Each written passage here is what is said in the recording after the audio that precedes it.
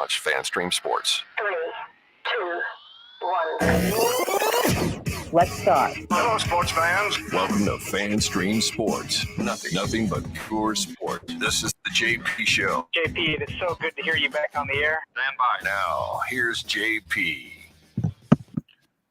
All right, good morning from a chilly, frosty, and as I look out the window, snowing Chicago. Yes, it's Rays and Cubs tonight at venerable Wrigley Field, and it will be snowing this morning in Chicago. We'll get some light flurries. There will be no snow on the ground.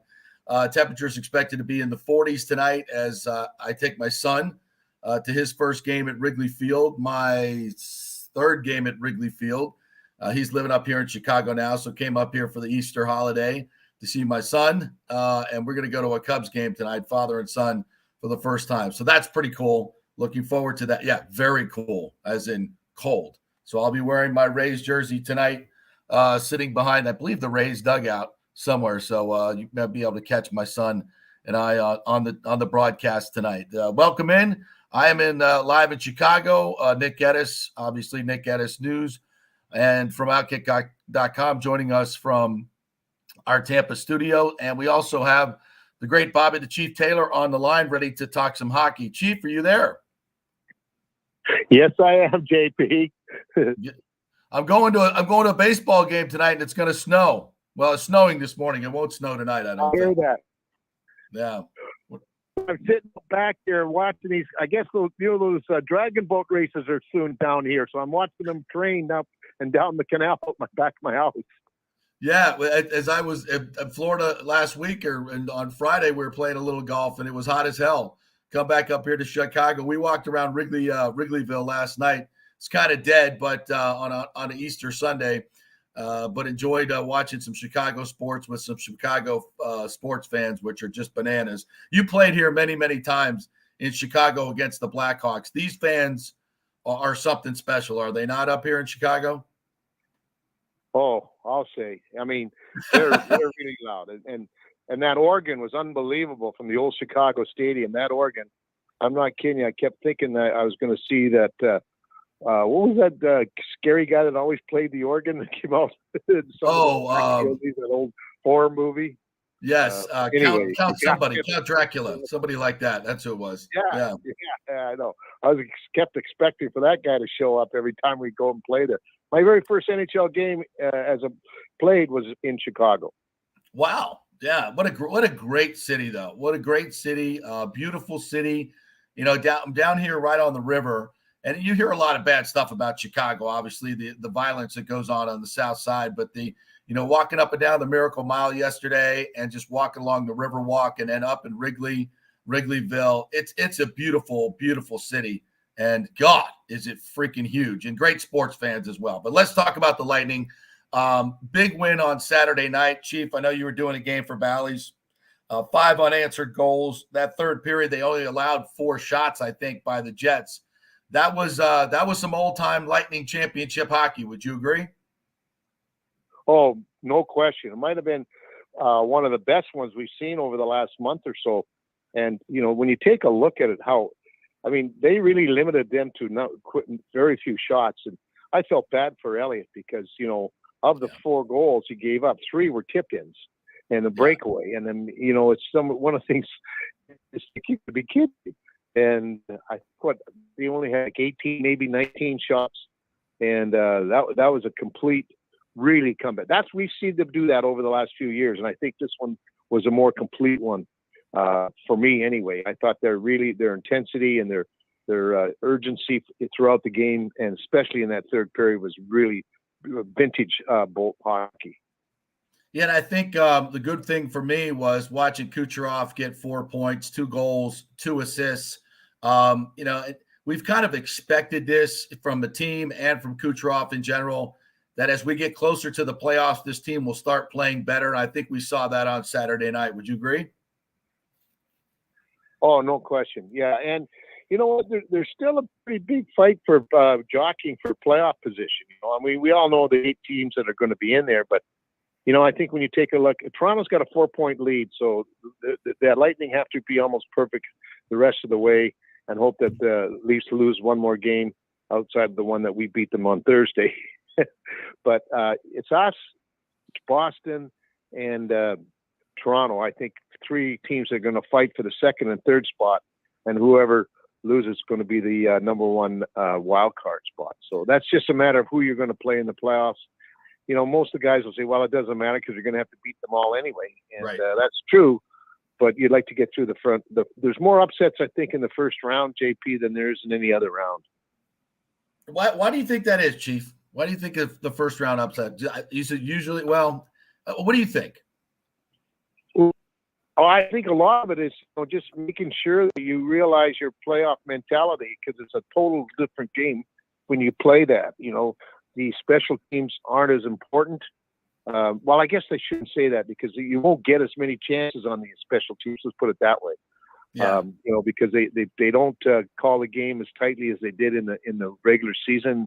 It's more old time hockey in playoff there, and I think if you're not used to it, like the Lightning have been used to it for a while now, you know, and that's what really helps them, because they're able to come and rise to the occasion. But if you're a team that hasn't been there for a while, or hasn't been there as often, you know, sometimes it takes that first series to really get your mindset and how you have to play in order to be successful. And, you know, Chief, we've talked about this for the last 4 or 5 years, you know, how the Lightning, you know, we're not, in some instances, weren't hard enough to play against. We go back to the Capitals series many years ago, you know, in the conference finals where they lost game 6 and 7 and just got beat up over time. We go back to the Columbus series, and then, you know, the Lightning changed their formula. They brought in a bigger team. They got a little tougher, but that third line now is gone, as we know. So we enter this playoffs with Nick Paul, who I think is playing some very good hockey. Hagel, I think, is starting to get it a little bit. So this iteration of Lightning hockey we haven't seen in the playoffs yet. Can this team play that tough, rough style of playoff hockey? We saw plenty of fights on Saturday night, that's for sure. You know what? I think they can. And a lot of it is because when we went out those 5 games, Nat, is that we were very small up front on the forward line. And wasn't so much that, you know, you got gritty or that, but you got bigger bodies. When you're playing a team, you know, 7 times, you could be 7 times, and you're 180 pounds and you're going against a 200-pounder every single game, they wear you down. And I think that's what happened a lot up until they made those a little bit bigger up front. And when they did that, they were able to handle the playoff style hockey a lot better. And I think that to me, what really convinced me now, I hopefully they can do it again tonight and on Thursday. But you know, the way they played and won their last game, that was prime playoff hockey. I mean, it really was, and it was a physical battle. It was a grind, you know, emotional one. You got get down by 2, you come right back, you come roaring back with 5 straight goals. I mean, it was really something to see. And if we could keep that mentality and that style as we finish the season, I like our chances. Bobby the Chief Taylor joining us here, Bally Sports Sun, Lightning analyst. All right, so we got the Red Wings on Tuesday. Can't overlook them. Every point's important now for seeding. But then we get Toronto on Thursday night at home. That, my friend, is going to be one hell of a showdown. And I think we're going to find out if this Toronto team is ready for the playoffs, because as good as they are and as talented as they are, Mitch Marner's playing great hockey, Austin Matthews, they still haven't done squat in the playoffs forever. So do you think Thursday night we might see kind of what kind of playoff team they can be? Yeah, I think so. And plus, it's like, you know, when you talk about 4-point games, you don't really have that many, but this one definitely is, because they're 4 points ahead of the Lightning in the standings. So that would be big. You win that, you know, that cuts the deficit right away, because it's the 2 points they don't get, and it's the 2 points we get. So you can cut it right away, and you can really make it a shot to get number 2 in the division, which means you would play either Boston or Toronto, whomever ends up in the third spot, which would probably be Toronto. So you'd have home ice advantage against the Leafs going in the playoffs as it is now. You know, with the Toronto in second, they get the home ice advantage. And you know what, JP, and you and I have talked about this. To me, in the East here, I can't see anybody going through the playoffs very quickly. I think each series, no matter who's playing, is going to be like a minimum of 6 games. This East is so well matched and so strong that I'd be surprised if anybody gets swept. Yeah, and that means depth is going to be important, right? You got not only have to have depth on all 4 lines, but you may need, a guy or two to fill in for an injured player when you're talking about the playoffs and all these series going 6 and 7 games. It's a great point you make. The Lightning have the depth. They've made some trades, obviously, and gotten rid of some good players. Do they have the depth now if they so need to call on them? Yeah, and there's a guy that we got at the trading deadline that because of the cap situation, we couldn't bring him up, but he's been here and he's been in the NHL for a long time. That's Riley Nash. That's right. He's got playoff experience as well. So there's a guy that's a pretty good experienced player at the center position too that can come in and play pretty well for us. Great points there. That Toronto game, I'm looking forward to it, Chief. I don't want to look past the Red Wings because they're improved. They're plucky. We need that game. Obviously, you want to see the Lightning continue what they did on Saturday night, on Tuesday night, correct? No kidding. And you know what? As far down the standings they are, Detroit always gives us trouble. Yeah. They play hard, and their depth isn't as great right yet. They're getting better, but it's just we always have unbelievable games with them, and that's going to be something on Tuesday. All right, sounds like somebody's got to go for a walk. How was your Easter, Chief? How was your Easter? Was it good? It was really good. Yeah. Walked a lot. Had a great brunch at our son's place. So nice. It was a great Easter. Awesome, my friend. Well, thanks for joining us this morning. Go give Fido a walk there. Sounds like somebody's got to go to the bathroom. Make sure you clean up after that dog too. Yes, be a good neighbor. Will do. Thanks, JP. Thanks, buddy. Man, I had that. Nick, you don't have a dog, do you? Do you have a dog? I basically do now. I basically do. Okay. So you've done the cleanup procedure. Yes, I've done all the cleanup procedures. All right. So the worst nightmare is get the bag, you go down to reach, right? And you're like, if you're cleaning up right away, it's going to be a warm sensation. We understand that. But you always know in the back of your mind, it's all right. I'm not touching it. There's a bag between me and so I'm good, unless there's a hole in the bag. Ooh. Which there was on Friday. On Friday. Reached down, grabbed it. Oh, shiz. Yeah, there's a hole in the bag. Yeah. So you and Tally were a little too close to each other then on Friday. The way I take it. Worst feeling in the world. Every pet owner knows it well. But hey, that's what soap and water's for, right? Just go wash your hands like it never happened. Yeah. I mean, I told you I'm basically a dog owner. My sister has a dog, an Australian Shepherd. She lives in a little studio here on West Shore. This dog needs to run. He needs to run. So we have like a nice backyard and a fence and everything. So this dog's with us about 4 days a week.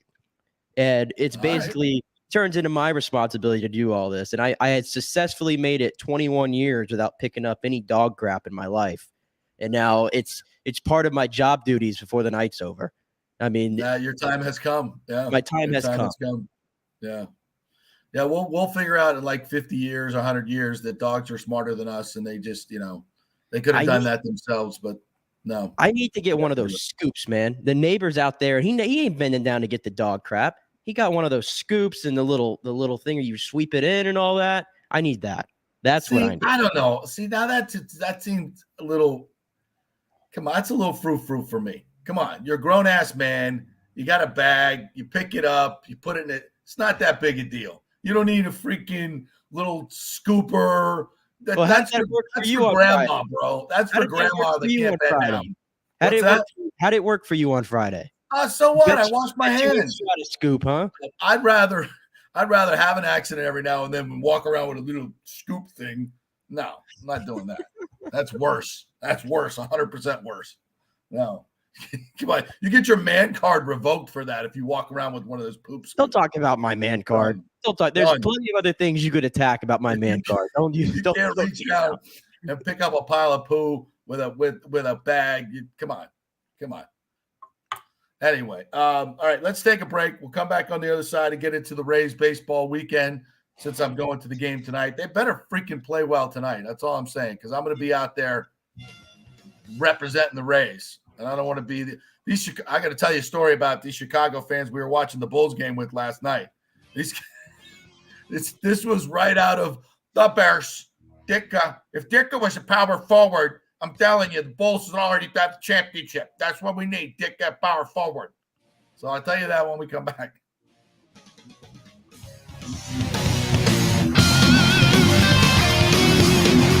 The health professionals at Bay Area Modern Medical Center want you to know it's time to commit to a new, healthy lifestyle. It's literally a matter of life and death. 42% of Americans are considered obese, and being obese made you 3 times more likely to be hospitalized by COVID. So getting in shape is not just about looking better, it's about living longer. At Bay Area Modern Medical Center, they take a very different approach to primary care. It's personalized preventative medicine.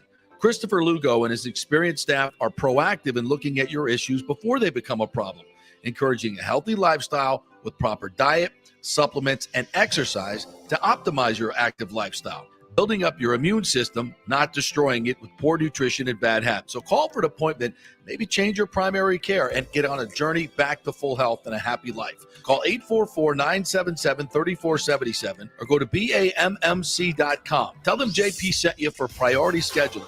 844-977-3477 or go to BAMMC.com. Have you purchased a home in the last 10 years and the stucco is starting to come loose from the upstairs portion? Well, that can cause some serious damage that you can't see until it's too late. Is it becoming an eyesore? Have you contacted the builder and just can't get any relief? That's very common here in Florida. So call the law offices of Christopher Palermo. They can help you. Call 813-221-5636. That's 813-221-5636. He's recovered millions for his clients. The law offices of Christopher Palermo at PalermoPA.com. The world economy is in chaos, and mortgage rates are going to go higher in the next few months. Meanwhile, home values are up 24% in some neighborhoods of Tampa Bay. Do not miss this opportunity to refinance your home, get some much-needed cash to handle skyrocketing inflation, and fill up your car. Contact Scott Fitzgerald at American Mortgage Services. Even if you've recently refinanced, Scott can make the deal work because he charges no lender fees like the big boys do.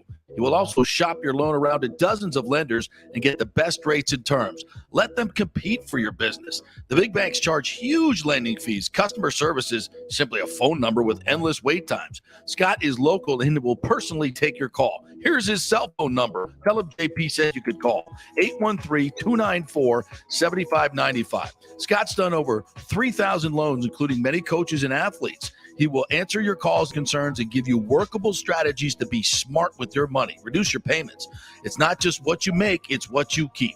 813-294-7595 or email him at scott@amstampa.com. Coming back at you. Now, more with JP on FanStream Sports. It's only just begun. All right, welcome back. We are live in Chicago here for the Rays and the Cubs tonight. I'll be heading out to Wrigley Field with my son. Our first ever game at Wrigley Field. He lives up here now. Nick Geddes from Outkick.com is back in our Tampa studios, and we're going to hit some Rays talk here in just a second. So last night, I'm sitting at this bar in Wrigleyville, right? And first of all, it wasn't very crowded. This young lady comes in. She's a large gal, as you would say. She's got a big old purse, sets it up on the bar, pulls out a bottle of vodka, boom, on the bar. It's got one of the pour tops on it. Like, who doesn't carry a large bottle of vodka with a pour top on it in their purse? Reaches down in the purse. And this purse isn't that big. It's like watching 25 people come out of a Volkswagen, right? Like some kind of, she reaches in, pulls out a full bottle of whiskey with the cap still on it. Boom, puts it on the bar. So me and my son are like, okay, bring your own. Whatever. Works for me. Reaches down, boom, another bottle of vodka. This one's got the top on it, brand new bottle of vodka. Reaches down in the purse. I don't know. She's pulling like bottles out of this purse. Like the purse is like this big. And she's bringing like 5 bottles. and puts them on the bar. And I'm like, oh, and she's like across the bar from me. And I'm like, okay, I got to see where this goes. I got to see where. So this security guy comes over, and he's not a big man. Like, she's bigger than him. And I'm like, oh, this is not going to go well for him. I don't see this going well for him at all. And she starts ripping. He's like, I want a drink. And I got my own booze. And he's like, well, ma'am, where did you get those bottles? So she's like, I took them from here about an hour ago. So I guess nobody was watching. She went behind the bar and took all these bottles and stuff in her purse. And at least she came back and gave them back. So, but she wanted to drink them all. Welcome to Chicago. And then we're watching. These North Side Chicagoans. What in the world? No, she was just hammered. Unfortunately, about 10 minutes later, she walked across the street and we saw an ambulance pull up. So, hope she's okay. Wait, was this yesterday or was this Saturday? This is yesterday. On Easter Sunday. She was blessing the Lord. Wow. No F's given on Easter Sunday. No, it's Easter Sunday, and I'm going all in. And so then we're watching the Bulls game with these three guys, and I swear to God, they were right out of Saturday Night Live watching the Bulls, and one guy was a Milwaukee fan too, so they were going back and forth at it. I mean, the language was just out of bounds. It was in every play, every moment. It was like, oh, he traveled, man. Oh, you see that? He traveled. Oh, you got man, it's a jumper. That guy got no jumper, man. DeRozan sucks. And they're good. Like, it's nonstop. You couldn't hear the TV. It was just every move they made. One of the three guys was dropping an F-bomb about it. And it was actually kind of a good game. Went down to the wire. So, and then the one guy, they came over to talk to us, and the one guy was a huge Brady fan. He goes, well, hey, what do you think of Brady, huh? He's a bust, isn't he? Isn't he bust, right? Isn't he? I'm like, well, I wish he would do more media. I wish he would be, kind of get into the community a little bit, but I wouldn't call him a bust. Nah, he's a bust. He's a bust.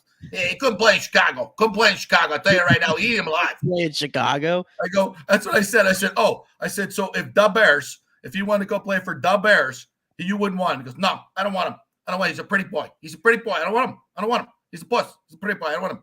I'm like, you're out of your mind. 7 Super Bowls. You wouldn't want the Bears winning 7 Super Bowls. He goes, no, not if it's Brady. Nah, wouldn't want him. That fan base is so screwed. They'd probably rather have Jim McMahon. If you gun to their head, they're like, we're taking Jim McMahon. 86, baby. Yeah. I mean, they still think Ditka can coach. If we bring back Ditka, right? And with our quarterback, Ditka would have made Trubisky good. That's what I'm telling you right now. He would have made Trubisky as good as freaking Brady, who's a puss still. I mean, just the best. You gotta get out of there. You gotta get out of there. No, I love it. I mean, these people have great personalities. They're fun. They're fun loving. They seem like they're tough guys, but I think down deep they're really not. They're little softies, a little bit of a puss, as they would say. Well, I don't know about that, but we'll find out tonight because my son and I will be repping the Rays, wearing our under my 7 coats that I'm going to be wearing tonight. You might be my face mask. You might be one of like a few people wearing Rays gear in that stadium tonight. You think? No, the Rays travel pretty well. Actually, I've already heard from 3 different people that are up here going to the Rays game. So we're all going to meet. It's not every day you play the Cubs in Wrigley. Right. It's true. So I think we're going to be well represented. Tickets are easy to get. I mean, by the way, we had a thread going last night on I don't know if you were watching all weekend long. Really, it was blowing up all weekend. Yeah. Yeah, on Rays tickets and how ridiculously expensive they are. And it's so true. Like I tweeted this out. I'm watching the White Sox game, right? And they put a banner up there and said, hey, 4 tickets, 4 hot dogs, 4 drinks, 4 chips, $70 for the family. $70. And the cheapest ticket you could get to a Rays A's game was what, $35 with fees? People were saying. Yeah. The Red Sox and Yankees coming up. The cheapest outfield ticket you can get is $35 before fees or whatever. I mean, that's ridiculous. There's no – I haven't seen it. Have you? Have you seen the Rays advertising 4 hot dogs, 4 Cokes, 4 chips, 4 tickets for $70? They used to do it. They don't anymore. Used to. Yeah, they don't anymore. And people were talking about it all over, their $4 tickets for the White Sox, Rays. We got our tickets tonight. My son first, he bought $9 tickets in the bleachers last week, and then he got two tickets in the 100 level. I think we're like down the third base line for $30. You go on. We'll go online in the break and see what behind the first or third base line, like right by the dugout, cost in Tropicana Field. I'm guessing those are $100 tickets. We looked at it last week when they were playing the A's. And remember, there was like $80 to 130. Yeah. That was the range, and that was before fees for the A's. Yeah, for the A's. Nobody's paying that. And Nobody. I think we went to the Braves, comparable market, like you said. Yeah. And you looked at those, and they were a lot cheaper on that first and third baseline. Right. And that was for their first home games of the season too. So listen, so this is just basically, let's ask the question, why? And it's been like this. And not till last year, until we started bitching about it, and then it took off on Ray's Twitter, did they go to the $10 tickets? Remember that? And they they were adding 8 to 10,000 a game with those $10 tickets? Yeah. And one of the other crazy things I saw on that thread was somebody mentioned that they tried to go to the box office to get tickets to avoid paying the fees. And I've done that a lot of times because I'm just like, okay, it's a Rays game. There's plenty of tickets. I can go to the box office, 30 minutes before, not pay those fees and move on about myself. And he was told you have to buy them on your phone, essentially making that you have to pay those fees. And I don't recall that being a thing. And I think I saw Torello said the Lightning are doing the same thing, which he said is not right. And I agree by that. I unfortunately, I think that's the way the world is going. I don't think that's a Rays exclusive thing, but it doesn't help matters at all. They're just forcing you to pay those fees. Well, they could also, first of all, they have to staff the ticket office, I guess. They don't want to do that, which is crazy. I know the Lightning staff their ticket office before every game. People are in there getting will call tickets and whatnot. So I don't, and I think I don't think the Lightning are doing paper tickets anymore either. Because last time I went to get some tickets for some folks, they just sent them to my phone. Yeah. But they still have a ticket office, and you can walk up and buy the tickets. And I'm trying to think if they added fees to those tickets. I'm not sure. I have to go back and look. Maybe they do because you go through. But there's a convenience fee, and then there's also another fee on top of that. So it's ridiculous. And why you can't have 4 people in a ticket office so people can walk up and because it's a big deal. I think it's like $6 a ticket when you get done with it, right? 6 or 6. Sometimes it's depending on how many tickets you buy. When you add the fees in, it can be anywhere from $5 to $3, I think, to $10 extra per ticket. Yeah, about. And that's substantial to it, especially now with inflation. I don't know. And then you don't. But the question is, why don't they want? And for the players, don't the players want a bigger crowd? Wouldn't that help the team? You would think, right? Mm-hmm. So, I mean, that would certainly help the team get a home field advantage if you got more people in there, right? But if the higher tickets and less people you have, guess what? Less staff you have to pay. Don't have to open the upper deck. Don't have to staff the upper deck. Don't have to staff the ticket office. I mean, we know people that work in the Rays organization. They'll tell you they're the cheapest organization around. I mean, they cut corners everywhere, and that hurts the team on the field. The team, don't you think the player? And then Sternberg goes out and complains that we really think our team should get more people, our fans here, because of how good they are. Well, cut the prices like everybody else does. Make it fan friendly for people to come to the games. It's hard now with gas. They got to drive all the way over there. Do like remember one of my favorite movies of all time, Mr. Mom, Schooner Tuna, the tuna with a heart. Yeah. You come out and say it's deflation, it's tough times. We know gas is extra to get over to Pinellas County. We're going to cut the prices. We're going to cut the concession prices. We're going to give you, 4 tickets, 4 hot dogs, 4 Cokes for $70. I think people would appreciate that. Yeah. I mean, I can tell you, I made that drive this weekend to go to a little birthday event, and I was with Casey, and I live in Apollo Beach. I'm somewhat in a good spot where I could jump on the Sunshine Skyway, which is like 20 minutes from my house, and I'm over there. And it still took about like 40, 45 minutes. And I think Casey on the way back was like, this drive sucks. She's like, I don't know. And we were talking about the Rays the entire time. Yeah. And she was like, I don't understand how anybody could go do this like multiple times a week. Like if you're like a season ticket holder or like any of that, like it's impossible. She's like, this drive would just wear me out every time. And I'm in I'm in a good spot where I avoid the 275 nightmare. Yeah, you're going the other way. Yeah. Beautiful drive over the Skyway, but still it takes a lot of time. Yeah. I mean, we talked about this but listen, it's the part that the Rays don't market their team that is another element to how bad ownership, right? They don't do these things. Now you could look at the Lightning and say, well, they don't offer a lot of ticket specials. Well, they're sold out. It's supply and demand as well, and they're in the middle of the market, and they're in a great venue, and they're a great organization, and everybody supports their owner. So it's much easier to come out of pocket. It's easier to get to. It's easier to get out of. That's what they need. It's pretty simple. Get it done in Ybor. And here we have, the owner still talking about, we got to look at St. Pete. Brutal. All right, let's get to the team on the field, which, by the way, has been kind of brutal until yesterday. I watched a few of the games, watched yesterday's game for the most part from a great sports bar here in Chicago. And great wings, by the way. Tremendous. And ribs. That was my Easter dinner. Wings, ribs, buffalo chicken dip. It's fantastic. I envy you. What's that? Fantastic, right? Better than lamb with mint sauce, right? Oof. Which is what you probably had. No, not lamb. So, first base is an issue, right? You heard Kevin Cash say this the other day about Harold Ramirez. We're asking him to do a lot. What is that code for? He shouldn't be over there. It's played his day. Yeah. I mean, something is dysfunctional on this team. There's a lot of things that are dysfunctional on this particular team. Brett Phillips needs to be playing center field more, along with Manuel Margot.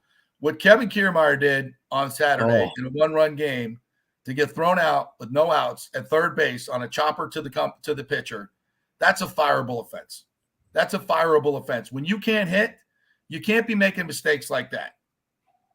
I watched that play happen, and I don't know if I felt bad for him. I was just like, oh, man, I know what's going to happen now when I open up Twitter. These fans are going to eat him alive because that's just what's happened. I kind of hate it. He's like, I think he might be the longest tenured Ray like ever.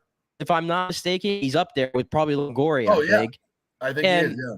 And I think we all had a period where we really appreciated and loved him, and now it just feels like the fan base is over it. Like they're just over it. And I kind of felt bad for him that this is how it feels like he's going to go out, because I don't see how you could watch this season so far. And I know it's only 10 games. It's hard to gauge much from 10 games. But let's be honest here. This is where Kevin Kiermaier has been trending the last few years. It just has been.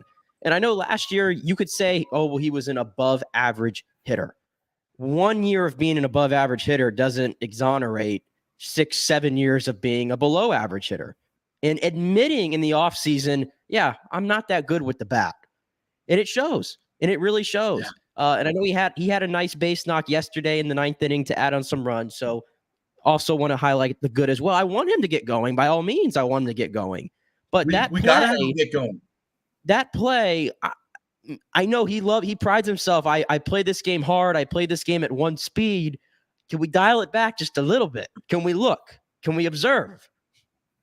That's Little League day one, man. Baseball 101. It's a one-run game. You're in scoring position already with nobody out. You can't make that out at third base. And for best case scenario, get in a rundown. Get in a rundown and get that guy to second base or whatever you can do to get your team in a better position. Don't just go headlong into third base when you got no freaking chance to make it. I mean, it's so bad. I mean, listen, unfortunately, I've always been a big KK supporter. His defense is game changing. There's no doubt about it. But this year, there have been a couple balls that he normally gets to. If you've noticed that, am I wrong? And we're seeing Brett Phillips make great catches. Josh Lowe made great catches. These guys will hopefully both be a little bit more offensive minded. We know they have the potential in it. We know what KK is offensively. If you're Kevin Cash, how do you keep penciling them in every day? And by the way, his trade value at $12 million now. It's not there. It's not there. What trade value? Well, and here's the thing. We were probably going to have to give up a piece to get somebody to take that salary, give up a prospect or something along with the trade to get somebody to take it. Right now, that's going to have to be a significant piece to get rid of him. The best thing to do, honestly, is to eat the salary this year. And next, he's got a $2 million buyout. But the Rays, they'll probably give up a significant piece to get rid of his salary. You watch. Yeah. The one thing I will say, it's like if you rid yourself of Kevin Kiermaier right now, that's both Meadows and Kiermaier going out. So now you've dropped 2 outfielders. So what are you rolling with then? You're going to roll with the Josh Lowe, Rosarena, Margot, and Brett Phillips, the 4 outfielders. Did the Rays want to have 5, or was this the plan all along to get down to 4? Does it open up a spot for Isaac Paredes, who has been absolutely mashing it in AAA, which he's always done? I want to see it on the big league level, but right now I'm like, hell, the Rays could use him, right? By all means. A big right-handed bat, you think? Yeah. That would put up a spot to get him here. But yeah, I mean, I want Kevin Kiermaier. Validate the Meadows trade, by the way. It would validate the Meadows trade if he could come up here and do something. Yeah, but what did I say about that Meadows trade? Where are the RBIs going to come from? Where are the RBIs going to come? Oh, we just get rid of him, bring up, Josh Lowe. He'll be fine. We got everybody else, Wander and everybody else. Where are the RBIs coming from? We're not getting them. Yesterday, we scored 9 runs, pieced it together. But the majority of this season, this offense has been struggling, looking for the big hit and the big RBI guy. Yeah, and they're sitting at right now at 5-5, which you start off 3-0. You thought you'd be a little bit better at this point, but 5-5. Schedule too. Yeah, the schedule. But you get 5-5. I mean, the positives, because we've hit a lot on the negative. The positives, the Rays only gave up 7 runs. How many runs did they give up this weekend? 3, and 3. Is it 3 every single game? Right, 9 runs. Yeah, 9 so you gave up 9 runs all weekend against Chicago's offense, which we know can hit. But the Rays, unfortunately, when the Rays give up 3 runs or less, most of the time I like their chances, which makes Friday and Saturday all that more hard to swallow because you felt like the Rays left opportunities out there to get runs in. But to their credit, on a Sunday on Easter, 9-run onslaught, they get out in front with the 4 runs. It's been a long time since the Rays have played in front, which really helps the pitching, especially yesterday when they had to go bullpen heavy. Yeah, I like Fire Eisen. Looked good yesterday. I liked his stuff. Beak stuff looks fantastic. He looks great. Yeah, I mean, I loved him pre-arm injury. Love him even more now. He looks stronger than ever. That was really good stuff. And Romero, I thought Romero came back up, and he had a nice outing there, I think, in the 7th or 8th inning last night. I don't want to get too excited about that because by that point, the Sox were down big, and nobody wanted to be there. Nobody. I mean – confidence, man. You need confidence. I don't even think the hitters wanted to be there. Like, whatever. Let's get the hell out of here. It's freaking cold. It's going to be like me tonight, just shivering my ass off. And I got a 7:00 flight in the morning, too, so I got to get up at like 4:30 to catch the L to O'Hare and get on. Oh, yeah, brutal. But we'll try to make an appearance on the show tomorrow, so we'll see what happens. All right, we got some Kevin Cash to play for the folks? Yeah, we'll get ourselves some Kevin Cash going here. His thoughts from yesterday's game. Overall, go ahead. I was just gonna while you cue that up. Overall, from what we've seen so far this season, it feels really disjointed. It doesn't feel like the Rays. I think the offense is going to be an issue. Defensively, they have not been good. Even Taylor Wall's making errors. Yeah. They just first base is a disaster. They've just been sloppy, and it's not Rays baseball. And they got it. They can turn it around. They've done it before. They've started slow before, but I see a lot of holes in this team that maybe we haven't seen in years past. So let's hear from Kevin Cash. Of all, did today feel quite a bit more characteristic of this group, the defense clicking, offense clicking, and pitching as well? Yeah, it was better. Happy that we pulled out a win. 3 or 4 losses in a row can frustrate. So after the guy came out, had a big first inning, a big 7th inning, I think, or 8th inning, whatever it was. Gave our pitchers some room to work with, so encouraged by that. And JP Peterson in those 2 perfect innings, giving you guys that when you really needed it. How impressive was he? Very. I mean, JP's thrown the ball really, really well early on this season, so encouraged by that. Different role a little bit starting a game, but he seemed to take it in stride and be comfortable with it. So happy with that. And then from that point, Maz comes in. Strike throwing was a little challenging for him today, but made some big pitches when he needed to. What'd you think of that Josh Lowe catch? That was impressive. Very impressive. I thought that was a no doubt homer. It's a good thing it was cold and the wind was blowing the other way, but Josh, being 6'4", whatever it is, got up there pretty good. How important was it to take advantage of that first inning when their pitcher was struggling a little bit? Very. I mean, coming into the game, having the offense been a little bit quiet here lately, needed to find a way to put some runs on the board. And look, we didn't do it by knocking the cover off the ball, but you'll take it. However, good teams find ways when they're presenting opportunities for you, and we did that. Then just the pitching, you mentioned Mazda wasn't as sharp as everybody else until Tommy gave up that homer. Nobody else had allowed a base runner even. Yeah, the pitching was outstanding. Tommy was really good too. Glad to see him bounce back, throw strikes the way he did. I think that's a better version of him when he's attacking in the strike zone. So happy all the way around. Beats as well came in, got some big outs there, kind of. Yeah. Beats he's nasty. I mean, he's really throwing the ball well. We've got a lot of conversation of us about his workload and coming back from an injury, but he's definitely healthy, and I appreciate him coming in a big inning, big situation, and calming it down. Just going back to the first inning, you mentioned not hitting the ball all around, but just impressive way they kind of took what was given to him, basically. Yeah, I mean, it looked like from the side there were plenty of close pitches, and we didn't help Velasquez out. And he did a good job too, coming back and getting almost 5 innings out of him after a 40-pitch inning or whatever it was. Kevin, your 3 outfielders in the DH, they had 8 hits, and those guys have been kind of scuffling a little bit. Is it maybe a sign that maybe it's going to start to turn around? Sometimes you just need a game like this, right? I hope so. I hope that's the case. It's still very early and very cold. It's not fun hitting in these elements right now. So happy with the way the guys swung the bat.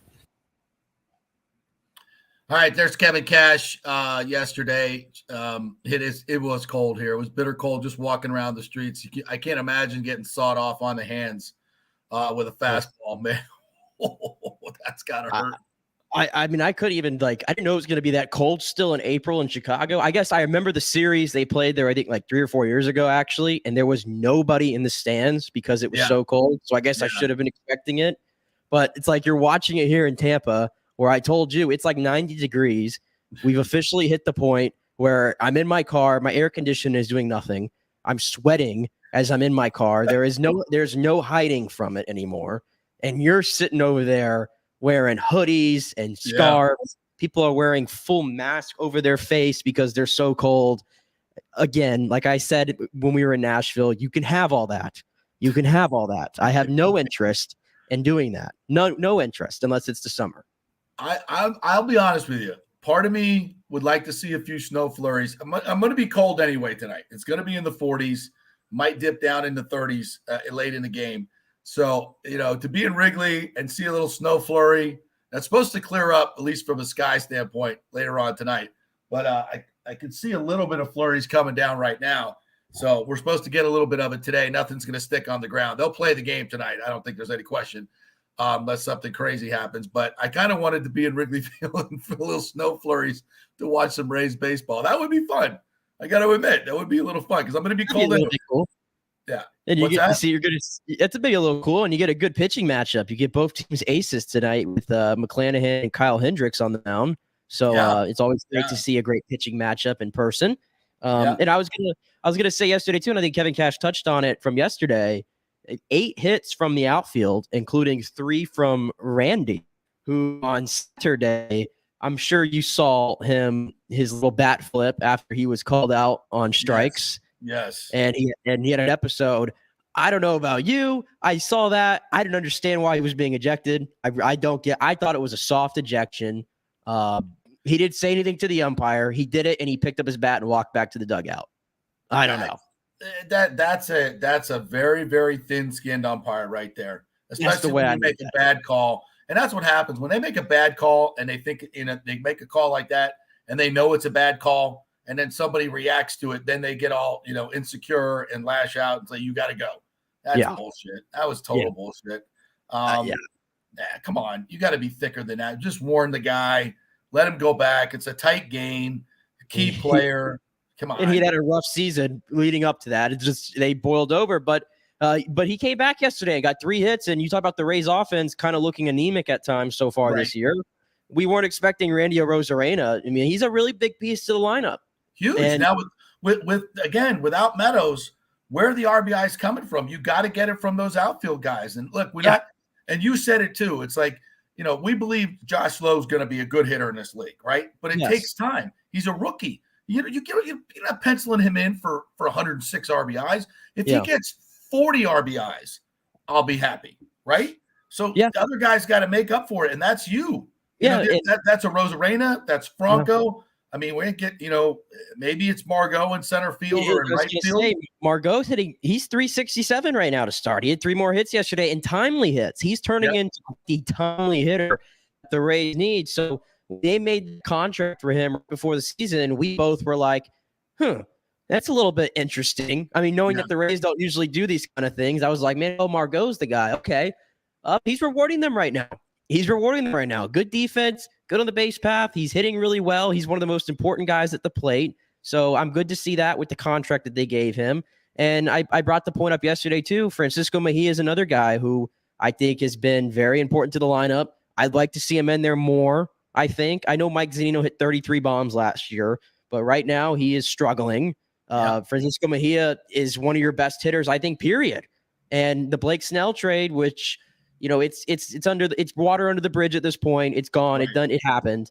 But I think Francisco Mejia has been a very good pickup from that. And we don't talk about it enough, how great he's been. And yesterday, another clutch hit to give him some insurance runs late. Yeah, he's not a Cy Young Award winner.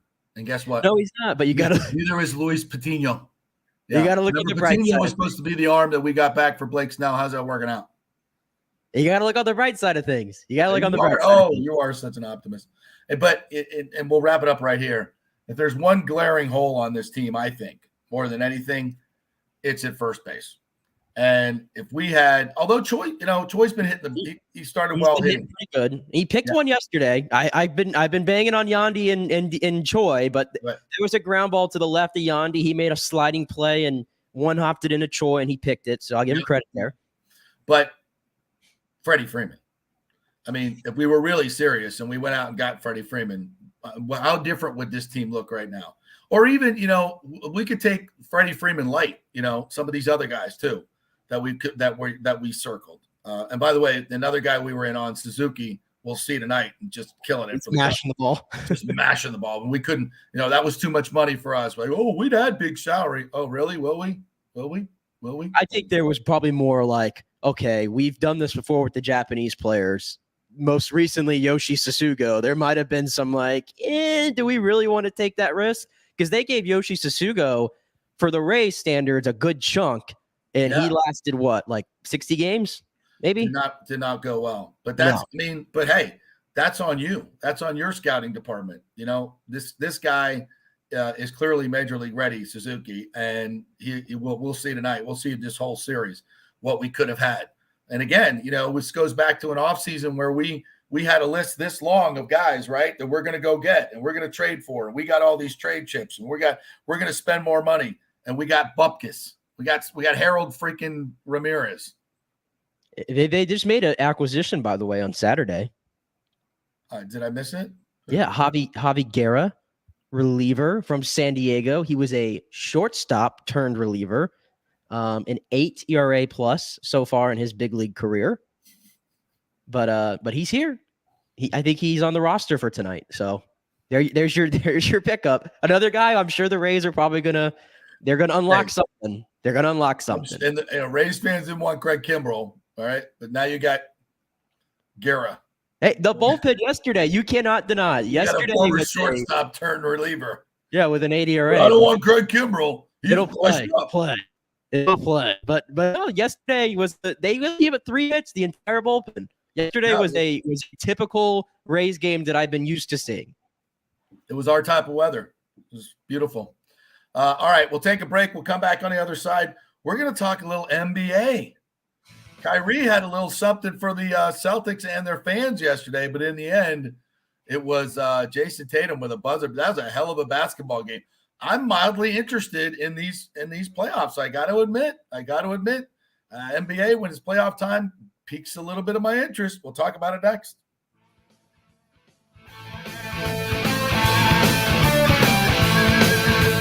The health professionals at Bay Area Modern Medical Center want you to know it's time to commit to a new healthy lifestyle. It's literally a matter of life and death. 42% of Americans are considered obese, and being obese made you 3 times more likely to be hospitalized by COVID. So getting in shape is not just about looking better, it's about living much longer.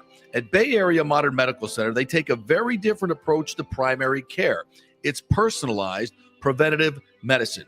Christopher Lugo and his experienced staff are proactive in looking at your issues before they become a problem, encouraging a healthy lifestyle with proper diet, supplements, and exercise to optimize your active lifestyle, building up your immune system, not destroying it with poor nutrition and bad habits. So call for an appointment, maybe change your primary care, and get on a journey back to full health and a happy life. Call 844-977-3477 or go to BAMMC.com. Tell them JP sent you for priority scheduling. 844-977-3477 or go to BAMMC.com.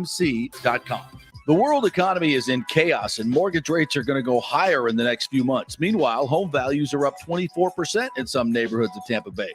Do not miss this opportunity to refinance your home, get some much needed cash to handle skyrocketing inflation, and fill up your car. Contact Scott Fitzgerald at American Mortgage Services. Even if you've recently refinanced, Scott can make the deal work because he charges no lender fees like the big boys do. He will also shop your loan around to dozens of lenders and get the best rates and terms. Let them compete for your business. The big banks charge huge lending fees. Customer service is simply a phone number with endless wait times. Scott is local and will personally take your call. Here's his cell phone number. Tell him JP said you could call. 813-294-7595. Scott's done over 3,000 loans, including many coaches and athletes. He will answer your calls and concerns and give you workable strategies to be smart with your money. Reduce your payments. It's not just what you make, it's what you keep. 813-294-7595 or email him at scott@amstampa.com. Have you purchased a home in the last 10 years and the stucco is starting to come loose from the upstairs portion? Well, that can cause some serious damage that you can't see until it's too late. Is it becoming an eyesore? Have you contacted the builder and just can't get any relief? That's very common here in Florida. So call the law offices of Christopher Palermo. They can help you. Call 813-221-5636. That's 813-221-5636. He's recovered millions for his clients. The law offices of Christopher Palermo at PalermoPA.com. Ladies and gentlemen, let's rock. This is FanStream Sports with JP. All right, welcome back. We are coming to you live from Chicago and brought to you by the law offices of Christopher Palermo. If you have any issues with deficient stucco work, if you've recently purchased a home or maybe you built a home 5 to 10 years ago, you still have a warranty left on your home, you could still get your home insurance company to pay for the cracks. Now, a lot of times these insurance companies will just say, oh, we got to just cover up the cracks on the wall when the damage is already inside. So don't settle for a deficient settlement from your insurance company. Call Christopher Palermo. He is an expert in this field, and he will take care of you at PalermoPA.com. Just go to PalermoPA.com. You can contact him there, and he'll tell you what your options are. So all you got to do is go to PalermoPA.com. And thank you, Christopher Palermo, for being our title sponsor. We don't say that enough. All right, NBA. Some pretty good games this weekend. Some very good storylines, I got to tell you. Watched the Boston Garden last night, and I got to give Kyrie some props, man. That was one of the best offensive games I've seen in a long time. Tremendous. And the crowd was all over his ass, and I'll be damned if he didn't, boom, double bird him. He burned it. There was multiple birds going out, were there not? We had multiple birds. We had him saying some profanity that I'm not going to repeat here when he was walking back to the locker room. I don't know if you had a chance to see that video. That was a little over the top. I didn't mind the birds. But, we got kids everywhere. I don't really want to, hear the F-bombs dropping all, Hey, it's Boston. It's Boston. I mean, I think these kids, it's Boston. Like These he kids said are parents. after, like he said after, and we'll listen to it in just a second, he reciprocated their energy. He was reciprocating their energy. And how can anybody get pissed at that? I mean, I don't. I know that players kind of need to be above the fray, but so do fans. Like, fans have no right to say F. It bothers me when I'm in a game and there's kids all around and there's grown ass adults dropping F-bombs and yelling at players. I just don't think it's needed. I use the F-bomb probably way too more than I should. For effect, obviously, when you're trying to make a point. But at a game where there's kids everywhere, it just seems unnecessary, does it not? I do. I mean, I sometimes I'm at games like Lightning games, and you hear everybody's conversations, and you kind of just think to yourself, like, is that necessary right now? Is it necessary? You kind of look around, you're like, I don't know. But I mean, it's a game. I guess everybody's entitled to do whatever they want sometimes. There's boundaries, though, I think. But in Boston, though, it's just a different animal. You know that. It's a different animal. I, for one, don't understand why the Celtics fans are so mad. It happened 3 years ago? Are the Celtics not in a better position now than they were then? They seem to be doing just fine without Kyrie Irving. So what are we doing? But if Kyrie Irving wants to give them the business a little bit back, I have no problem, because like you said, we're not really NBA guys, really, but I was into it. Yeah. I was into it.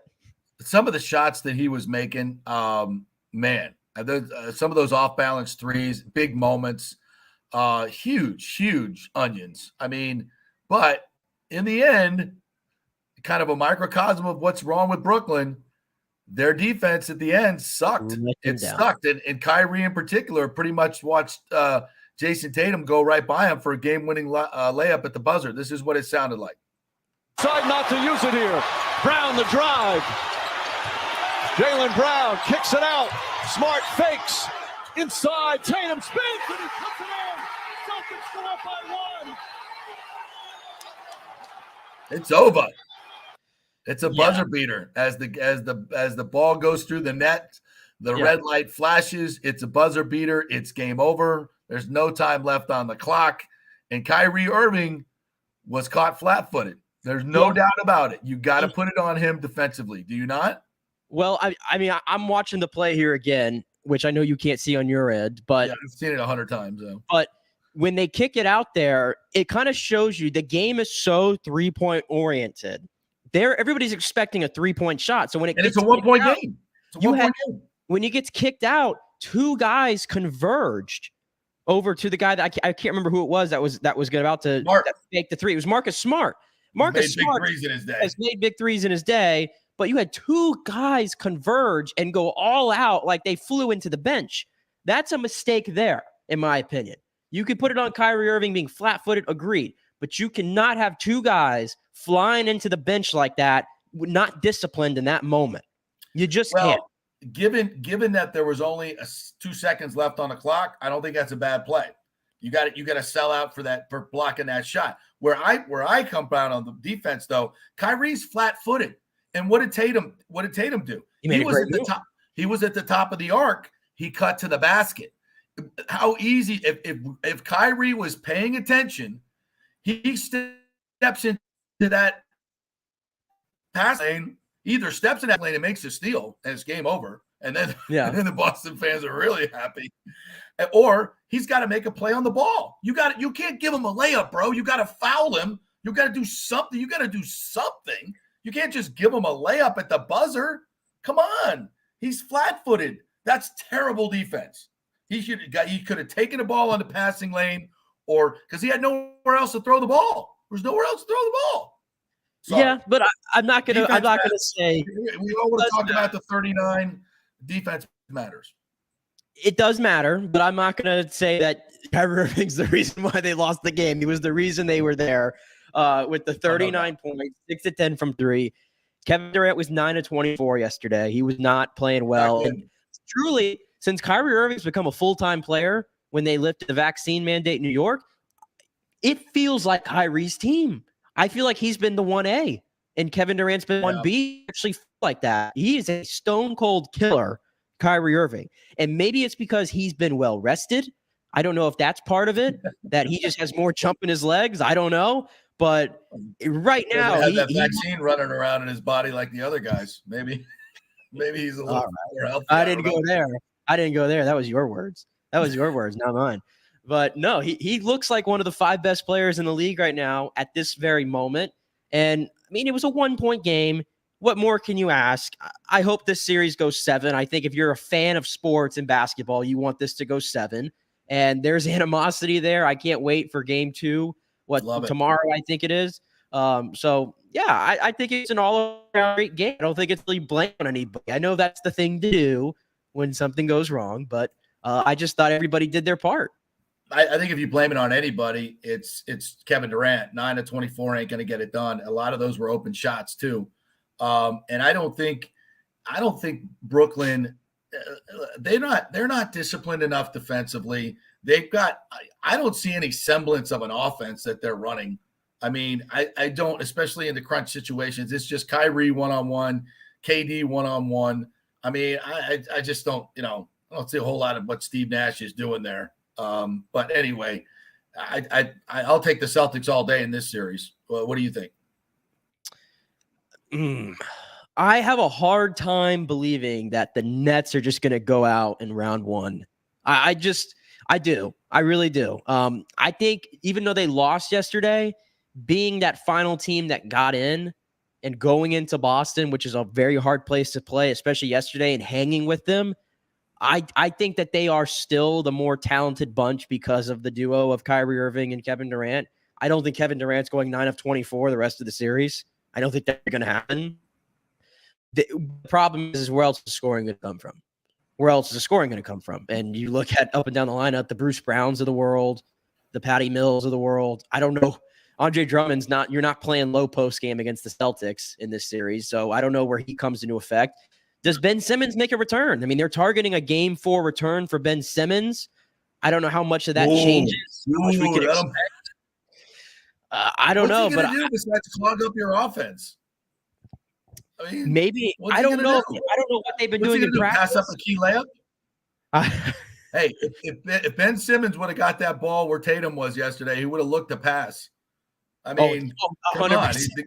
100%. Hey, dude, clock's running down. I don't want to shoot it. Somebody else take it.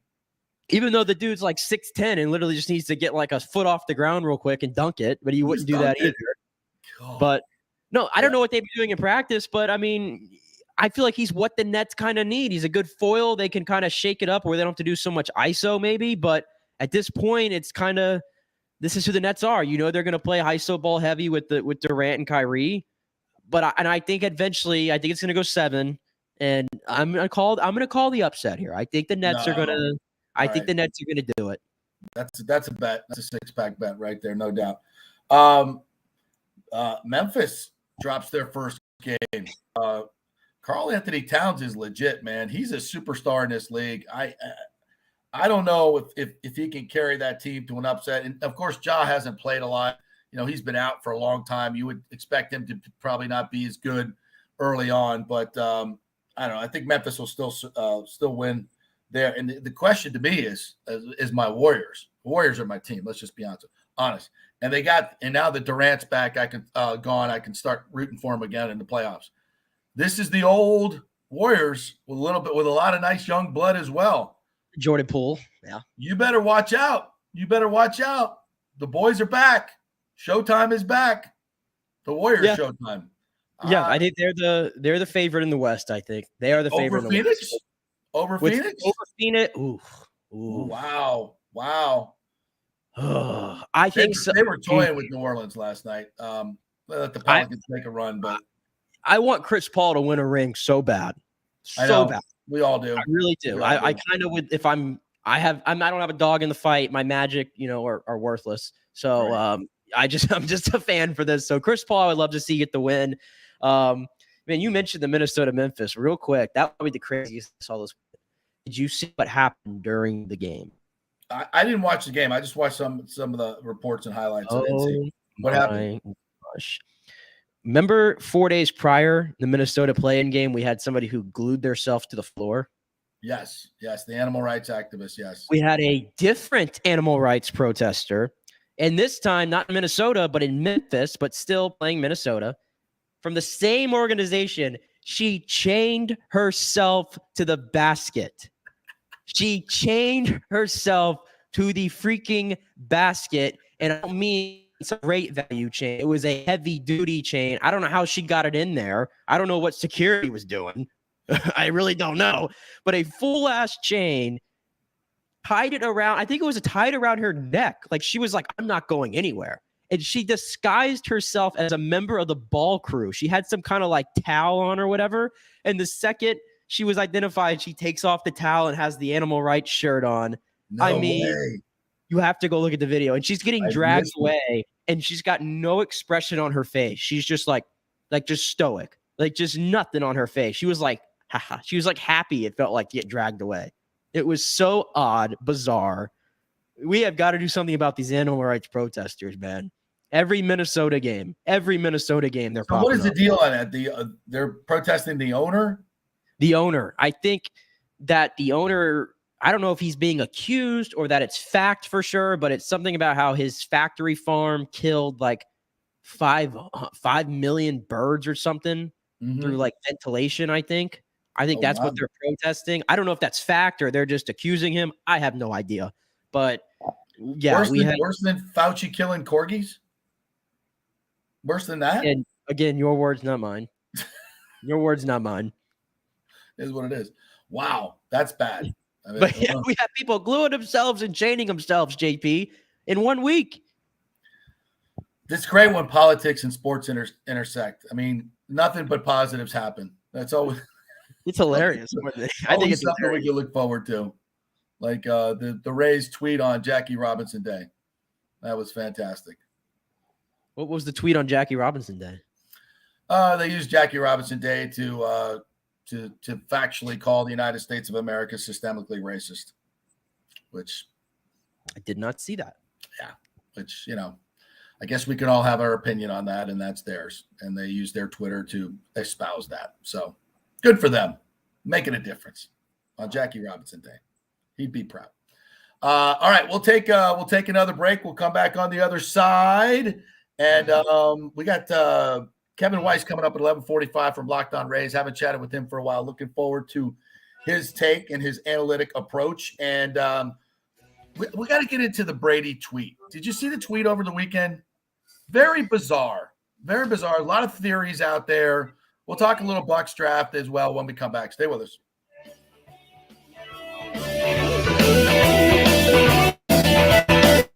Italiano Insurance has been serving and working in our community for over 60 years, and it's not just about insuring all the pieces of your life. Italiano is as much a part of Tampa Bay as the Cuban sandwich, Gasparilla, and our Bucks, Lightning, and Rays. They're also active supporters of great charities like the Humane Society, Metropolitan Ministries, and local pediatric cancer centers. Hey, we all need insurance, so do business with a local company with a commitment to our community. Don't call some 1-800 number. Call Italiano and be greeted by one of your neighbors. That's 813-877-7799 or ItalianoInsurance.com. Named the Small Business of the Year by the Tampa Chamber. 813-877-7799.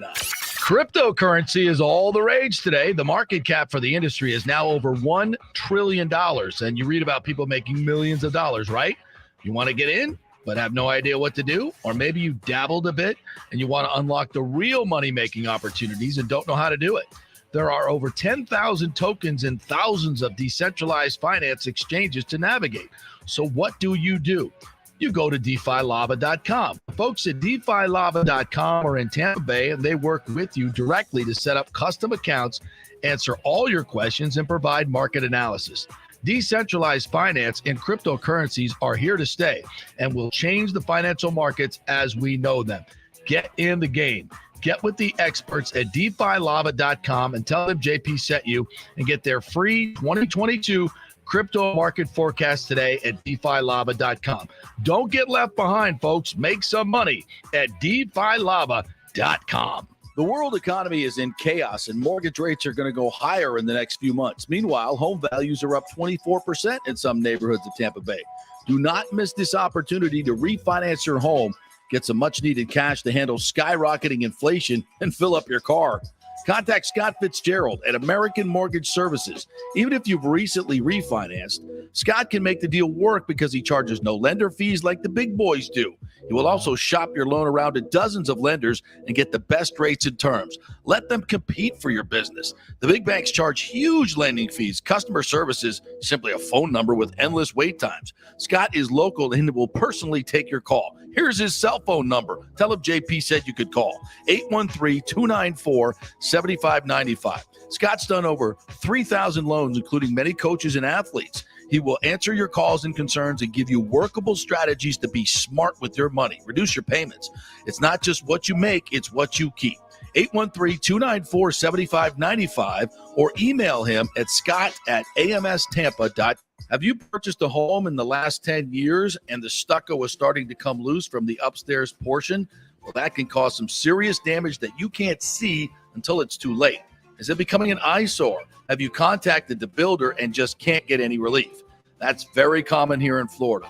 So call the law offices of Christopher Palermo. They can help you. Call 813-221-5636. That's 813-221-5636. He's recovered millions for his clients. The law offices of Christopher Palermo at PalermoPA.com. Ladies and gentlemen, let's rock. This is FanStream Sports with JP.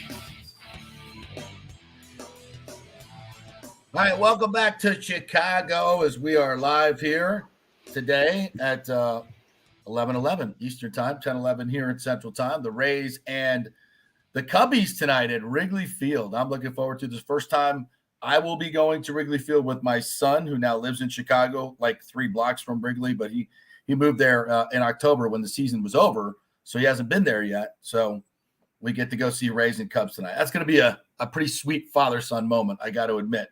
And I encourage a lot of Rays fans to do this. Go to the schedule and pick some games. You got to go to Fenway Park. That's what baseball is all about, boys and girls. Go see the Rays in Fenway Park. Yankee Stadium, new Yankee Stadium's not bad, but it's a great venue. Pass on that. Okay. I don't mind that one.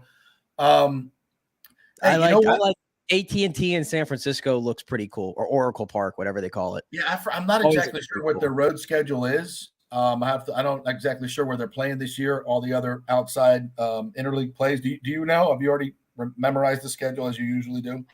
You think I memorize the schedule? I have no idea. But I have it up right now for convenience here. I'm trying to see who they're playing on that side. That's San Francisco Park. I've been there. Absolutely. I don't know what they call it, what 3M Silicon Valley crap they're calling it now. It's a great, awesome.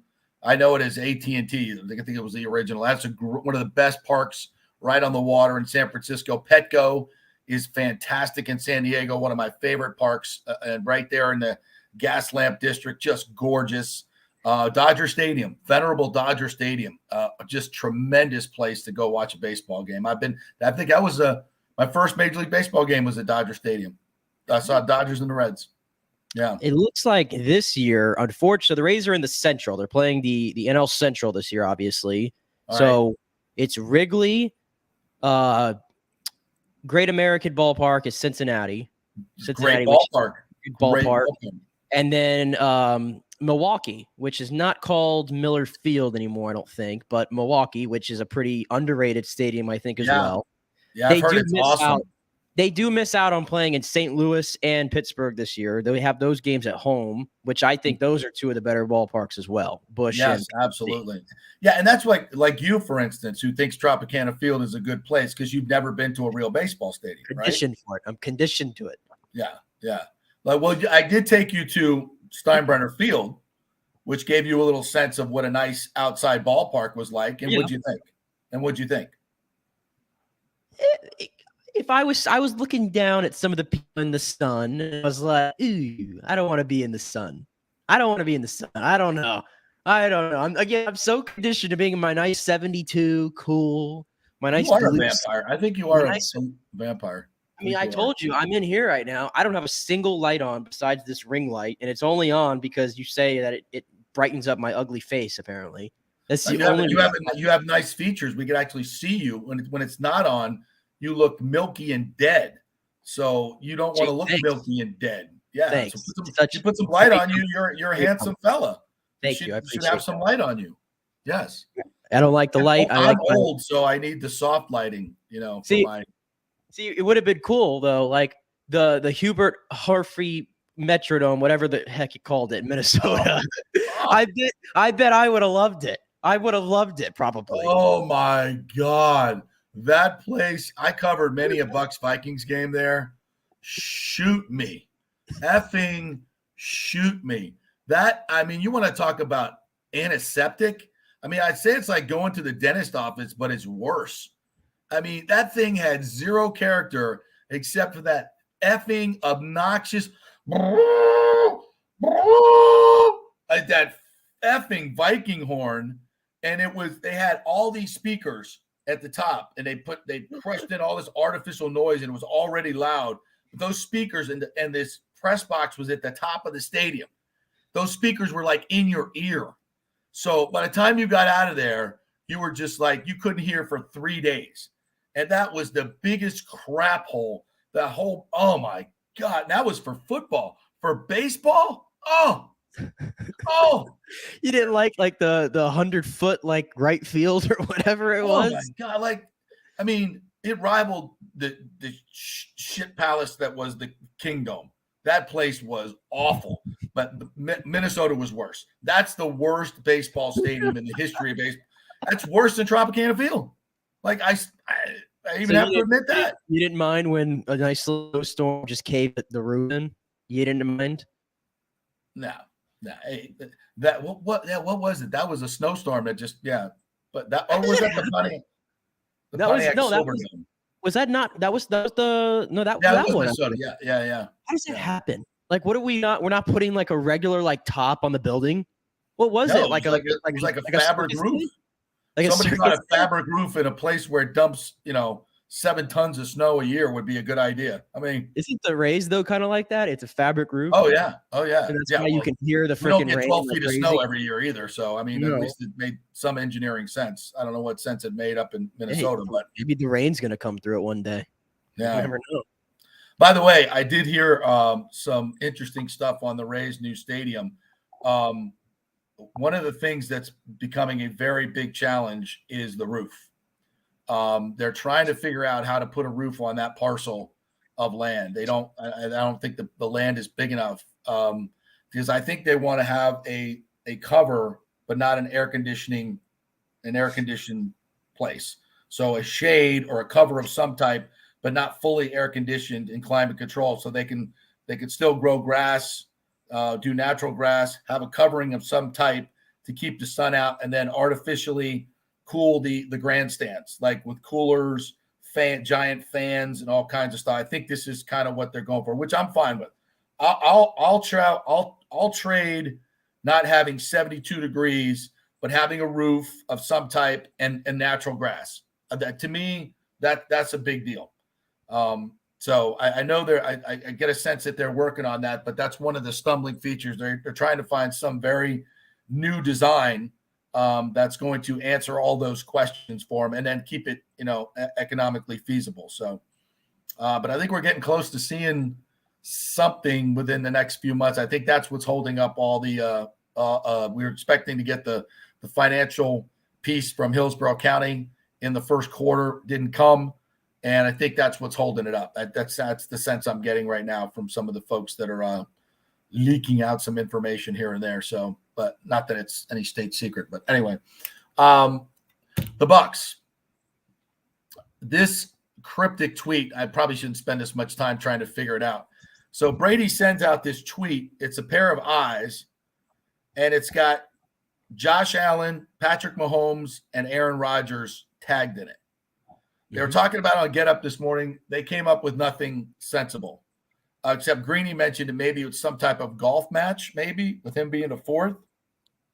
Although I don't know. What? Any thoughts in your Twitter world? You're the expert. What that means? I didn't even see it this week, and I missed it. You told me before the show. I haven't really had a chance to even gather my thought. I thought you had a theory. I thought you had a theory to present here on what you think. I was thinking maybe it had something to do with receivers. That was my first inclination. Yeah. But I guess the one that didn't make sense of those three guys, clearly Rodgers and Pat Mahomes have lost their key receiver. Yeah. I throw Josh Allen in there. Doesn't really fit. I mean, he doesn't, but he has. He's got loaded receivers. Yeah, but not the superstar guy. Not he does. Got Stephon Diggs. What's that? Got Stephon Diggs. Is he in the Devontae, Tyreek Hill category? Yes. Yeah, I guess he is. Yeah, I guess he is. But that's the only thing I could come up with. Does it have something to do with receivers? I thought it was Diggs. And then I thought, is Stephon Diggs the next guy to force himself out to go get paid? Because now here's the conundrum that we haven't really talked about. When Tyreek gets, what did he get? 30 million? Yeah. And Devontae got what, 28, 29? Yeah. Mm-hmm. You can't pay that. You can't pay that to one guy and also be paying 50 million to the quarterback. That's why Devontae is gone. That's why Tyreek Hill is gone.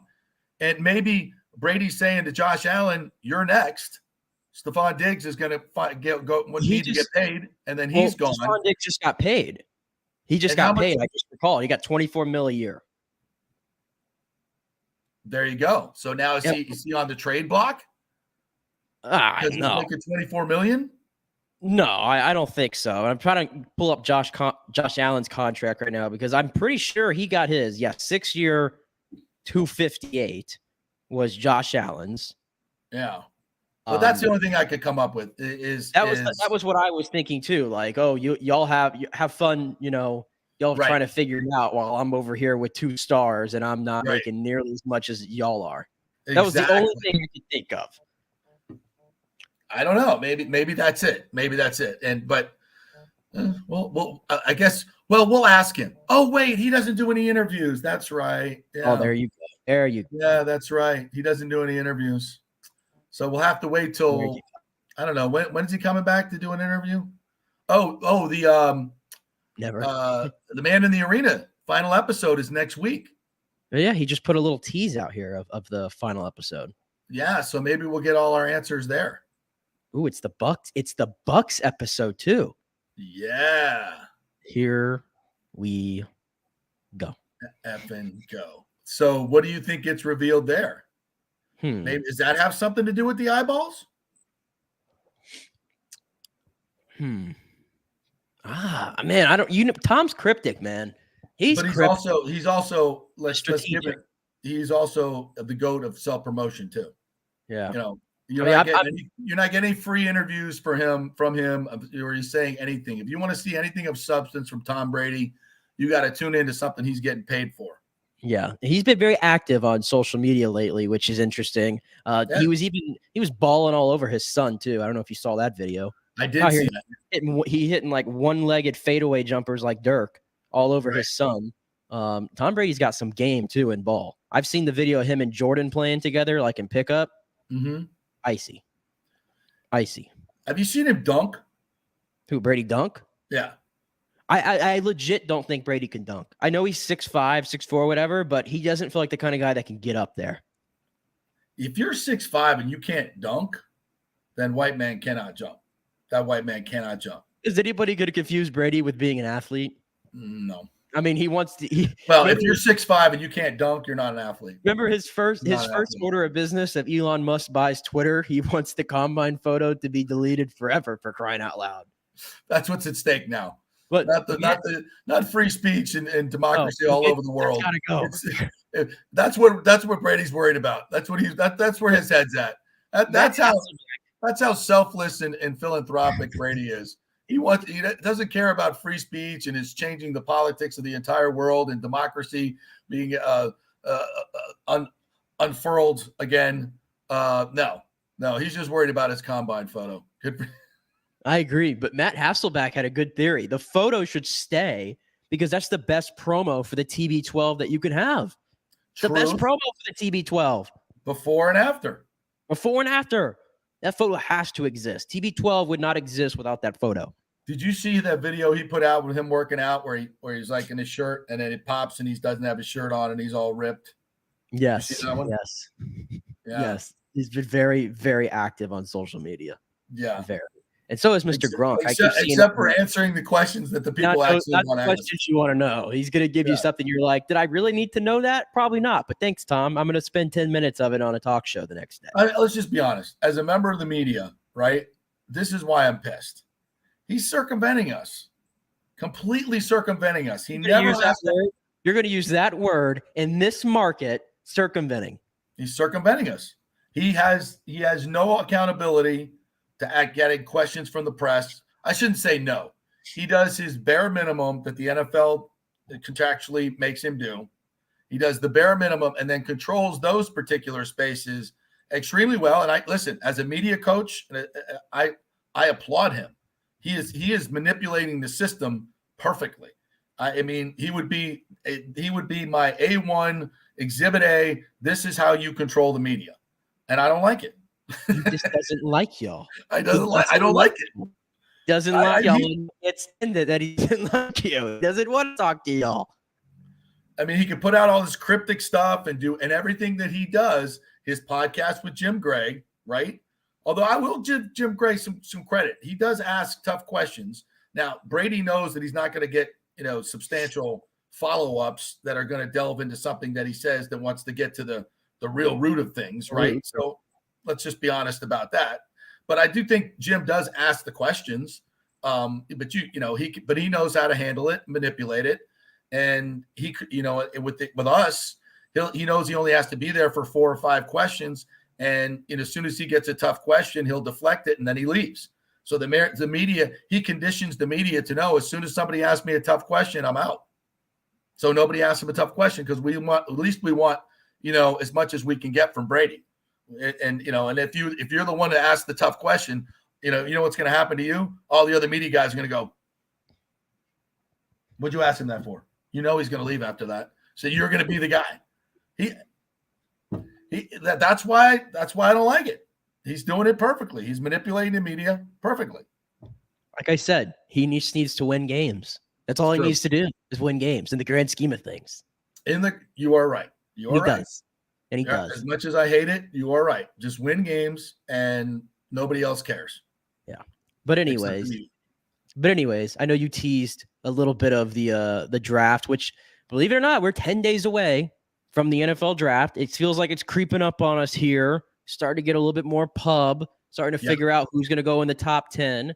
So 10 days out, I'll ask you have any inclination on where you think the Bucs are going position-wise, or are they just going to go straight best player available? Because it looks like the roster is set in stone right now for the most part. I think they go best player available. It served them extremely well over the past few years. I think Vita Vea is a product of that. I think Tryon is a product of that. I won't say Tristan Wirfs. They were pegged into getting an offensive tackle that year, but that worked out. They got the fourth one on the board. Yeah. Fourth off the board and by far the best. So the other teams, I won't say they whipped because there were some good tackles there, but he's by far the best. He's an all-pro in his second season. I mean, that never happens, especially an offensive lineman. So, and thank God he's going to be healthy again. So I think they can go anywhere. I think they can go Lewis Cine, that Georgia safety. Although, getting Logan Ryan and Keanu O'Neal seems like Cine is a little bit more of a luxury. Although he's got speed. I think the offense needs some speed. To be honest with you, because we're not counting on Jalen Darden. No, I don't think he's making the roster. To be honest with you, I don't either. So I think we need probably some speed on the offense and the defense, wherever. So I can see them going corner. I can really see them going corner because I think there's going to be some good corners available late in the draft. Booth is a good long corner. I like what I've seen from him. So I think defensive back, oddly enough, is that wouldn't shock me. Defensive line as well, but I think Sue's coming back. I really think Sue's coming back. I think he will too. A couple things. because I've been listening to a lot of what the guys at Pewter Report have been doing, and Scott Reynolds has brought up this point a few times on the podcast over there in regards to getting a receiver at 27. He might not. Listen to this theory. This theory is interesting for a team like the Bucs who don't really have a position of need, quote unquote, per se. If you love one of these receivers, like say Treylon, let's throw Treylon Burks' name out there, who the Bucs clearly love. For whatever reason, his stock, he's not a top 10 pick, top 15, maybe even top 20 pick anymore. For whatever reason, he just has not had that buzz. If he's there at 27, the Bucs love him. You take him. Is he going to be a contributor day one? Probably not, because the Bucs are very loaded in their receiving core. We know that. But in the same vein of keeping an eye out for the future, his thought process was by the time Mike Evans in the next 4 years, he's going to be 33 years old. And you have to make that call of like, what are we doing with Mike Evans? And at that time, Treylon Burks or whatever receiver would be entering, his 4th-year contract, 5th-year rookie contract. And you have the guy to kind of hand the reins off to that's already learned it. I've heard that side of the coin from Scott, which is an interesting point. I mean, that makes sense, but man, you've got but there's also maximizing the window of opportunity right now, right? Mm-hmm. And with you brought up the safety thing. Logan Ryan, I think he might be more suited to play slot and maybe push Sean Murphy Bunting out of the way. I don't think the Bucs are really enthused by Sean Murphy Bunting right now. No. Keanu Neal was not good last year in Dallas, but he's more of a he's kind of out of position. Like he's in between safety linebacker. He's a player though. He makes plays. And this is my point. Todd Bowles coached Deion Buchanan in Arizona. He's very similar to Keanu Neal, and Deion Buchanan had 2 really good years where he kind of played that hybrid role, safety linebacker, a really hard point. Yeah, I think he's there to be that kind of guy. So I still think that opens up a safety need next to Antoine Winfield, and keep Mike Edwards as your specialty guy. And I think that's where Lewis Cine comes in. I think if he's there, I think they might be running to the board with that pick. Yeah, I would agree. And I think Cine can also play in the slot as well. So and best tackler that is in the draft by far. Yeah, and we need some tackling on the back end. And that guy, he's physical. He's physical and fast, and that's what Bowles loves. He loves physical, fast defenders. Mm-hmm. I think if Cine's on the board, he's taken. I think they're taking him if he's still there. So I would think that's where they go. I can't buy a receiver. You got $10 million in Gage, you got $20 million in Godwin, and you got another $16 million in Evans. You just can't spend that much money at one position, and then to use a resource like a first-round pick on a receiver, that just seems like a real luxury at this point. And here's the other thing: I love Shaq Mason, I love Stinney, I love our offensive line, our front five, but I don't like any of the backups. Hainsey. We still don't know. They like him. If Zion Johnson is there, I take him. I don't know. I still got Brady, and I got to protect him. Look at what if Stinney or Shaq goes down? What do you got? Leverett? I still TB12 is still the number one thing on this team. He's the number one. You got to protect 12. Yeah. And if I don't have a huge need and I can get a guy, especially a Zion, who's going to play for 15 years in this league, that guy is I think is going to be really, really good. And you got, Shaq Mason I like, but he's also 28. So he's, and you still, I like Stinney as well, but he's been a backup for a reason. So I guess I'm not crazy about drafting guards in the first round. I'm just not. I think 27. It's not really, I know. I just think it's almost the second round. I don't know. You can get me a starter at 27 that's Ali Marpet-esque. Gold. And that's what this guy is. I think everybody believes, but who's coming before us that are in guard needy. I would say this would be my off the board pick. I would say the Bucs move up, give away 5th round. Do they have a 5th round pick? They do not have a 5th round pick. Yeah, so they have to give around 4th. I say they might give up a pick to move up and get a guard, get Zion. We'll see. But I think because Jason Light doesn't like sitting still. When he sees a guy falling and he's almost there, he's going to make a move. But I think the Bucs have also proven, Jason Light has proven, if he has to move back and acquire more capital, and I think that's possible. I think that's more possible than moving up, to be honest, because I've already seen the Bucs move back to get guys. Okay. Yeah. And so if it comes to 27 and Zion Johnson's not there, if by the event that Lewis Cine gets taken higher, if Devontae Wyatt is gone, if that trio right there, because I think those are the three most likely picks for the Bucs. I would agree. I think some way that's their order is one of those three. If those three are gone and you don't want to take a chance on a receiver at 27 or don't feel like it's worth it, I think the Bucs are moving out of the first round. I think they are. And they're going to acquire more capital because the Bucs don't have a 5th round pick and they don't have a 6th round pick. And I think they would love to acquire more capital and get some back. And I think Jason Light is a pretty good drafter in that 2nd round. I think he'd be fine with that. And one last thing, tight end. The more I see Gronk playing around, the less I like it. And just hearing things that, he's having fun and, he needs to get paid.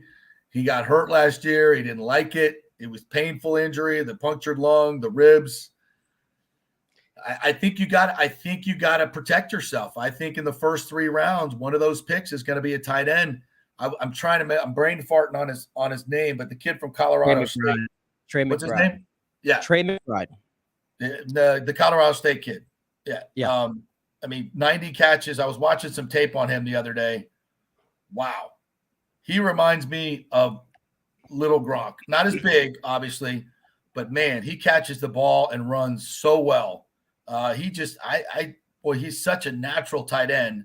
I think if he's there in the 3rd round, I don't think there's any question they take him. Because, if Gronk doesn't come back, that's a big freaking hole. That's you're only sitting right now, as it stands. I think you only have Cameron Brate and Cody McElroy on the roster, if I'm not mistaken. Yeah. I don't think Brate is a tight 1 anymore at this point. I just don't. They're definitely going to take a tight end if Gronk doesn't come back, and they might have to do it just regardless. I'm not crazy. The tight end class I don't think is great. I just don't. I don't think there's a lot of great impact guys here. Trey McBride seems like he's the best fit, but I feel like there might be a team in the 2nd round that gets him. And, I think history tells us, do you have to have a great tight end to win a Super Bowl? I mean, really? Not when you have 3 receivers like the Bucs have. It's a luxury piece, let's be honest, to have a great tight end. I don't think you really need it. Well, it's going to stop you from winning a Super Bowl. What I think we're missing, though, is, and I don't know if Trey McBride even brings this, to be quite honest, is the run game. Gronk is a great run blocker. He's a great run blocker. That's what makes him so good. He's so versatile. He can do it all. And, if we're going to get our running game going, we got to have, Gronk's going to be an integral part of it, or get somebody who can do that. And they're hard to find. That's why it's so hard to find a guy that, can come in and block and be, a great pass catcher. It'll be crucial to get Gronk back. But if that doesn't happen, and of course, if he gets injured, you got to have somebody there. So I think they're going to go. I see secondary, offensive line, tight end, defensive tackle. I know we're, just about all over the board here. I think they'll get a running back late, a speedy running back. I think they'll go for some speed. So I think it'll be interesting, though. I think this roster is stacked already. So that's the good thing. And if they can find 2 pieces that contribute, home run. When in doubt, if you don't have immediate needs, secondary and trenches. That's, to me, that's where you go. If you don't have immediate needs, secondary in the trenches, you can never have too much there. Yeah, I can't see him going receiver. I just can't. Oh, over the weekend, Stephon Gilmore, would that happen Friday? I think it may have happened Friday. Yeah. So there's another big signing off the boat. I'm brain farting here. He went to the Colts. Indianapolis. Yeah. That's a big pickup for them. That's just a roster that just keeps getting better and better and better. Now they got a quarterback they can count on. Matt Ryan it's not MVP Matt Ryan, but with that running game and his play action abilities, that offensive line and that defense now, they're a sneaky AFC pick.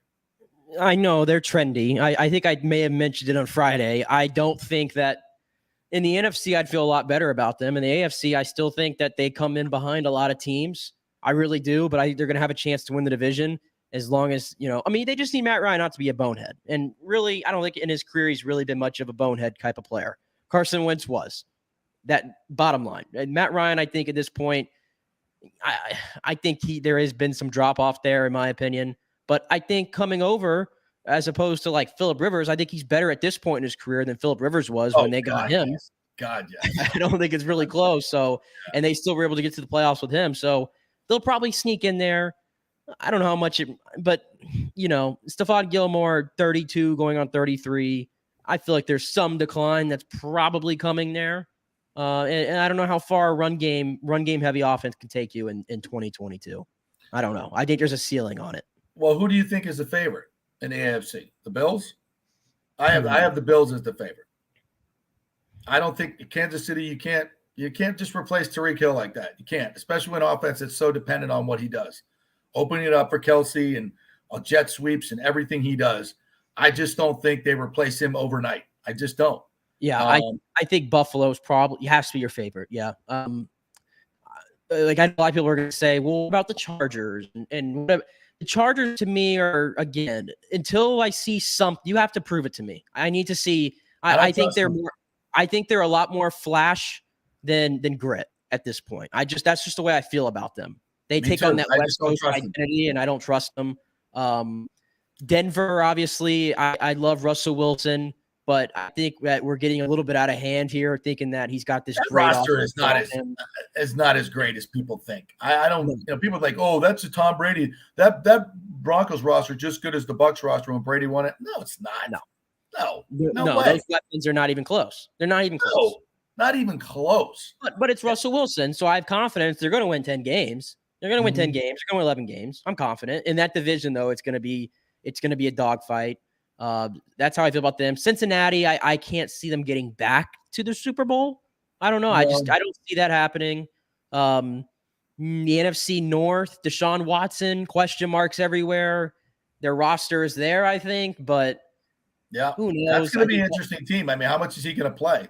Yeah. By the way, I saw Dan Orlovsky, I think it was, say that Baker Mayfield should go to Tampa Bay. He's like, what? You would rather have Kyle Trask as the heir apparent than Baker Mayfield? Yeah. What do I know about Kyle Trask? I know what Baker Mayfield is. I know it. What do you mean the heir apparent? I know what Baker Mayfield is. He's a below average starter. What's the point? I'm going to bring in 18 million. Yeah. I'm going to bring in that 18 million to be a backup. Really? Yeah. No way. I mean, Kyle Trask can do what Baker Mayfield can do. I'm sorry.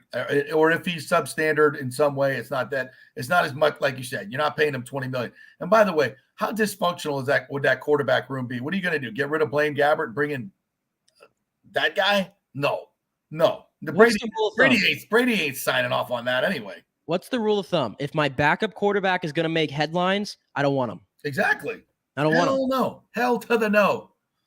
All right, quick break. When we come back, we're going to finish off the show with our good friend Kevin Weiss from Locked On Rays. And we'll preview tonight's matchup against the Cubbies, where I will be this evening at Wrigley Field. Stay with us.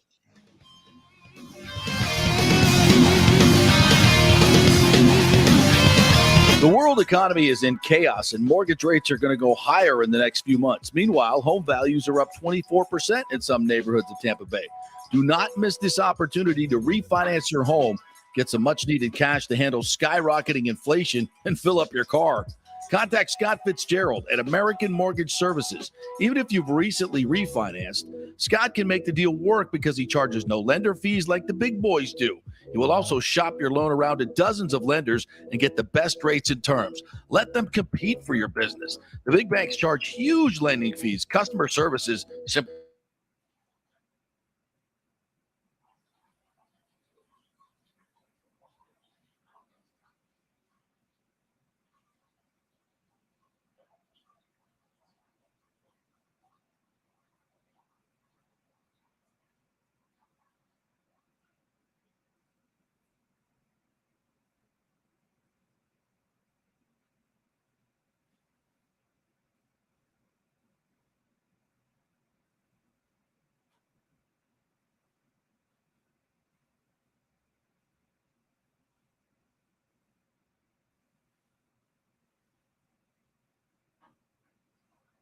the builder and just can't get any relief.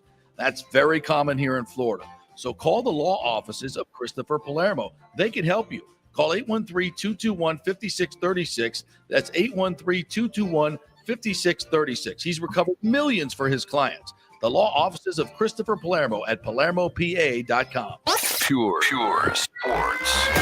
JP is back on. Welcome back. FanStream Sports. All right, welcome back. We are live in Chicago as the Rays and the Cubs are going to be playing tonight. Yes, they will be playing. We got a little snow flurries coming down in Chicago as I peer out the window right across from Trump Tower. Beautiful view down here on the river in Chicago. And we've got some snow flurries coming down. I think those are snow flurries. Anyway, maybe garbage flying around, but you never know. All right, let's talk some Rays baseball with our good friend Kevin Weiss from the Locked On Rays podcast, daily podcast on the Rays. What's up, Kevin? How are you? Doing well, JP. I can assure you there are no snow flurries in Tampa Bay today. That's for sure.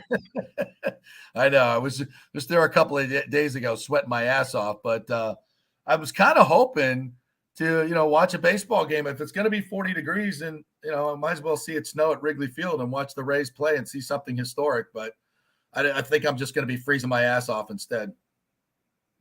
Yeah, and honestly, I don't think the Rays would be too thrilled with that either. Something tells me that if it gets below 60, most of those players aren't having a great time when they're so used to the conditions of Tropicana Field, and then just coming from spring training, of course, in Southwest Florida.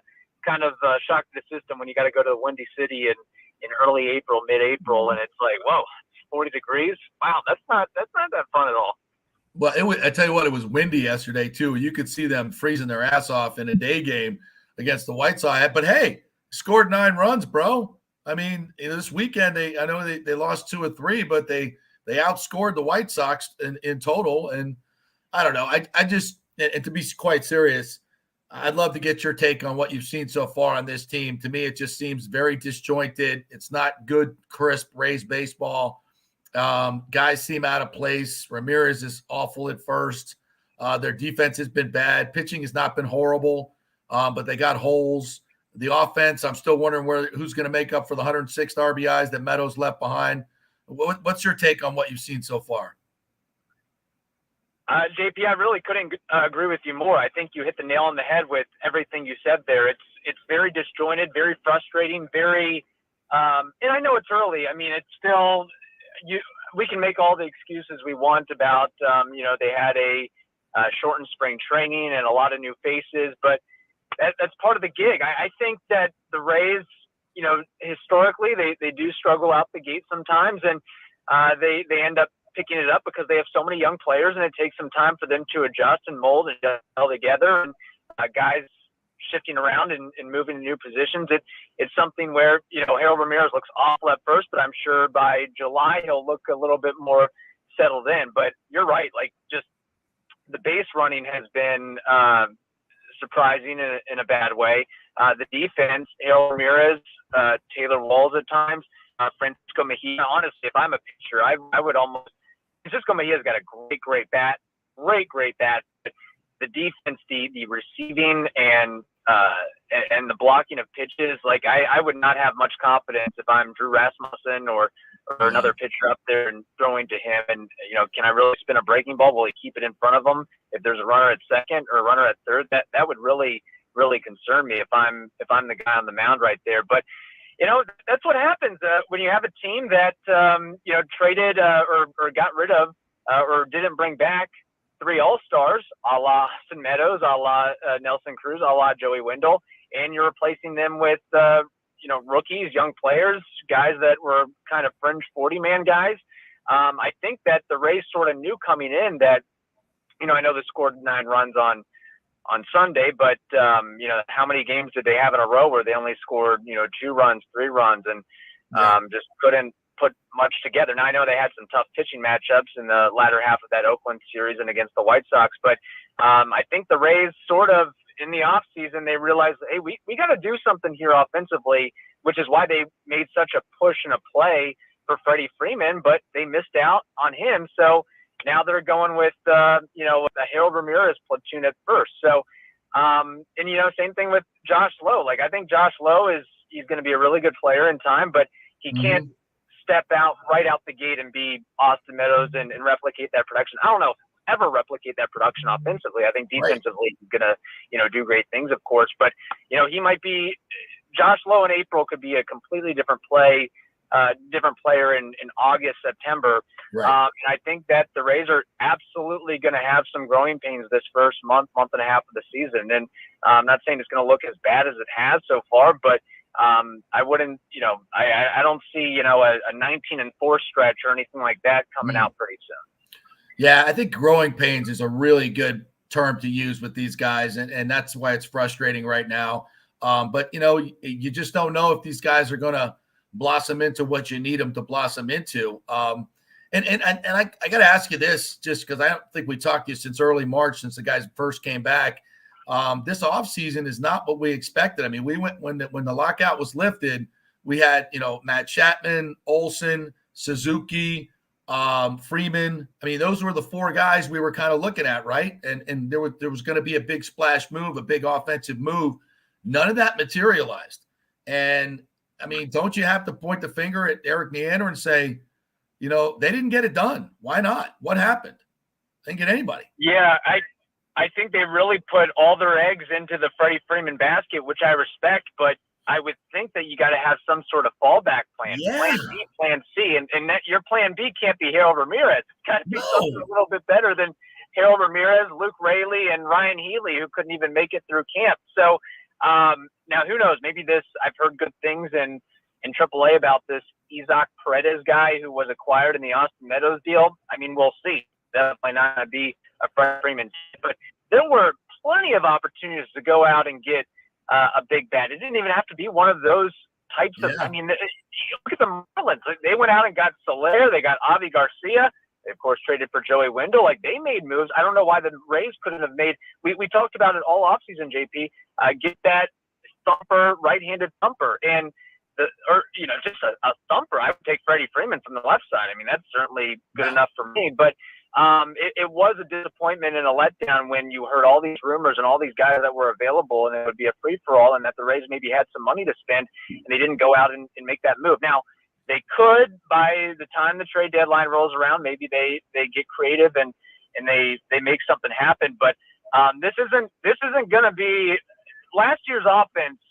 We got to frame that and put it on a gold platter, because that's not happening again, where the Rays finished second in runs scored and top 10 and homers and RBIs and all the other metrics that you want to look at. Like, this is a team that's going to have to kind of old school Rays style of scrap it together. And what's concerning about that is, we know this team is historically relied upon pitching and defense.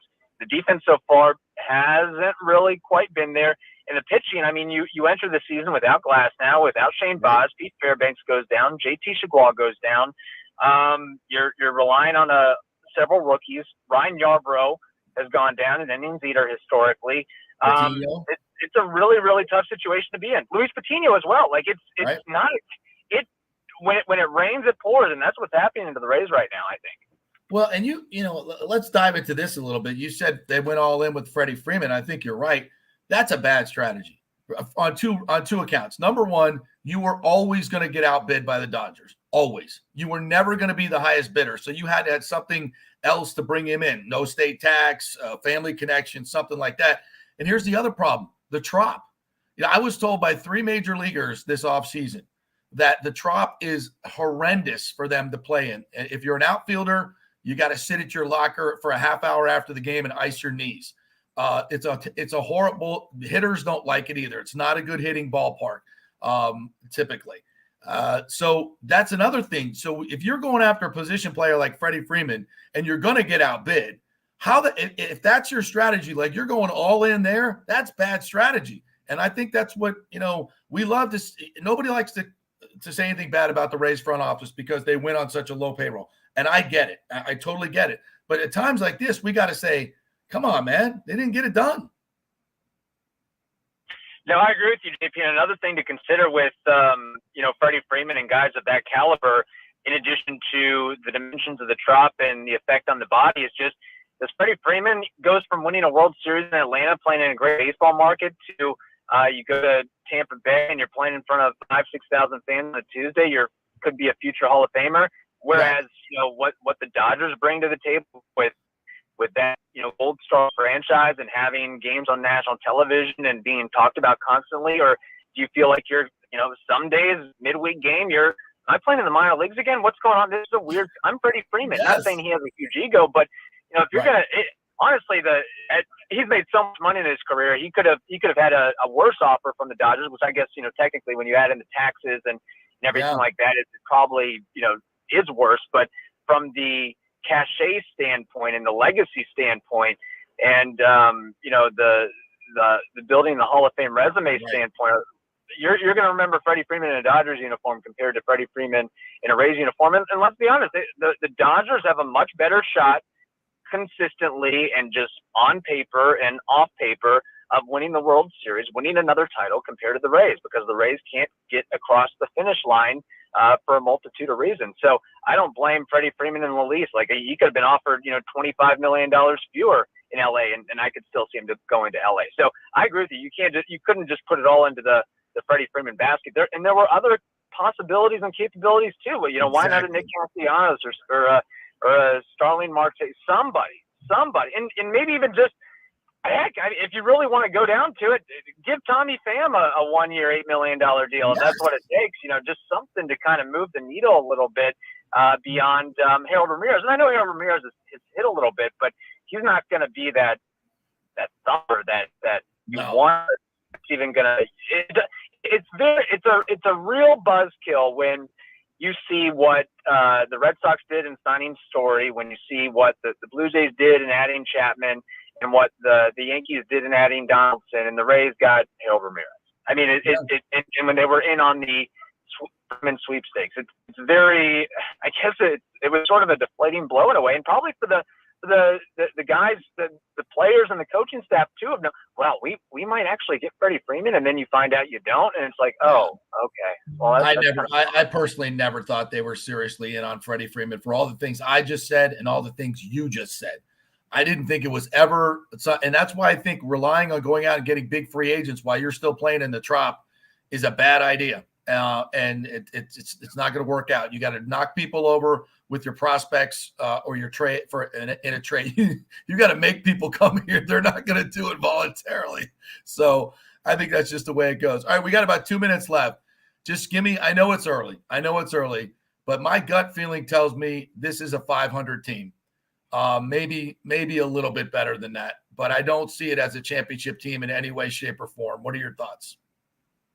Yeah, they're definitely not a championship team. They're definitely not as good as they were last year. They definitely have way too many pitching injuries as of right now, and they're still going to, in a way, baby some of their guys, I guess, to start the season. I would go beyond a 500 team. I think they can still get to that. I mean, again, it's been a bad start. I said before the season they'd win 90 to 92, but now I'd probably knock a couple of ticks off of that and say maybe, 87 to 89. And that's probably, again, on the high end. We know that the Rays, they might not have the best roster complexion of, big names, big superstars, but they find a way to eke out victories. But right now they just have not shown that ability. And you know what, JP, if they're a 500 team or they're looking to be that way, might want to say bye to Kevin Kiermaier and some of those the higher priced players, because that might be what the Rays are kind of in a quasi, I don't want to say rebuilding, but say, hey, we don't need you. We're not going to make the playoffs this year. Right. Let's get some more prospects, or let's get something that can help our team offensively. All right, Kevin, good stuff. Tell everybody how they can get your content. Yeah, Locked On Rays podcast, available on all platforms, and we're also on YouTube every day as well. Sweet. Good stuff, Kevin. Thanks, man. I'll give you a full be watching my Instagram tonight, the show Instagram, JP Peterson Sports. Follow it. We'll have a full story up there as I freeze my ass off at Wrigley Field. You'll enjoy it. Yeah, sounds good.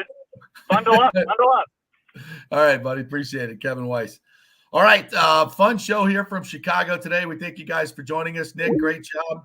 Anything you want to add to that interview there for Kevin? I think you brought up some great points. brought up some great points. The Rays at some point will probably go get a right-handed bat. I just saw Joe from the chat real quick say go get Trey Mancini. I love that. Trey Mancini. Would love that, but yeah, they'll figure it out, I think, at some point. Okay. All right. Thanks, y'all, for joining us. Big thanks to Kevin Weiss for joining us, Bobby the Chief Taylor. If you missed anything, you can always catch us on YouTube. Download the app, FanStream Sports, all one word. Tap it anytime. You will get the full show all the time. Have a great day, everybody. Go Rays tonight. We'll see you tonight on Instagram.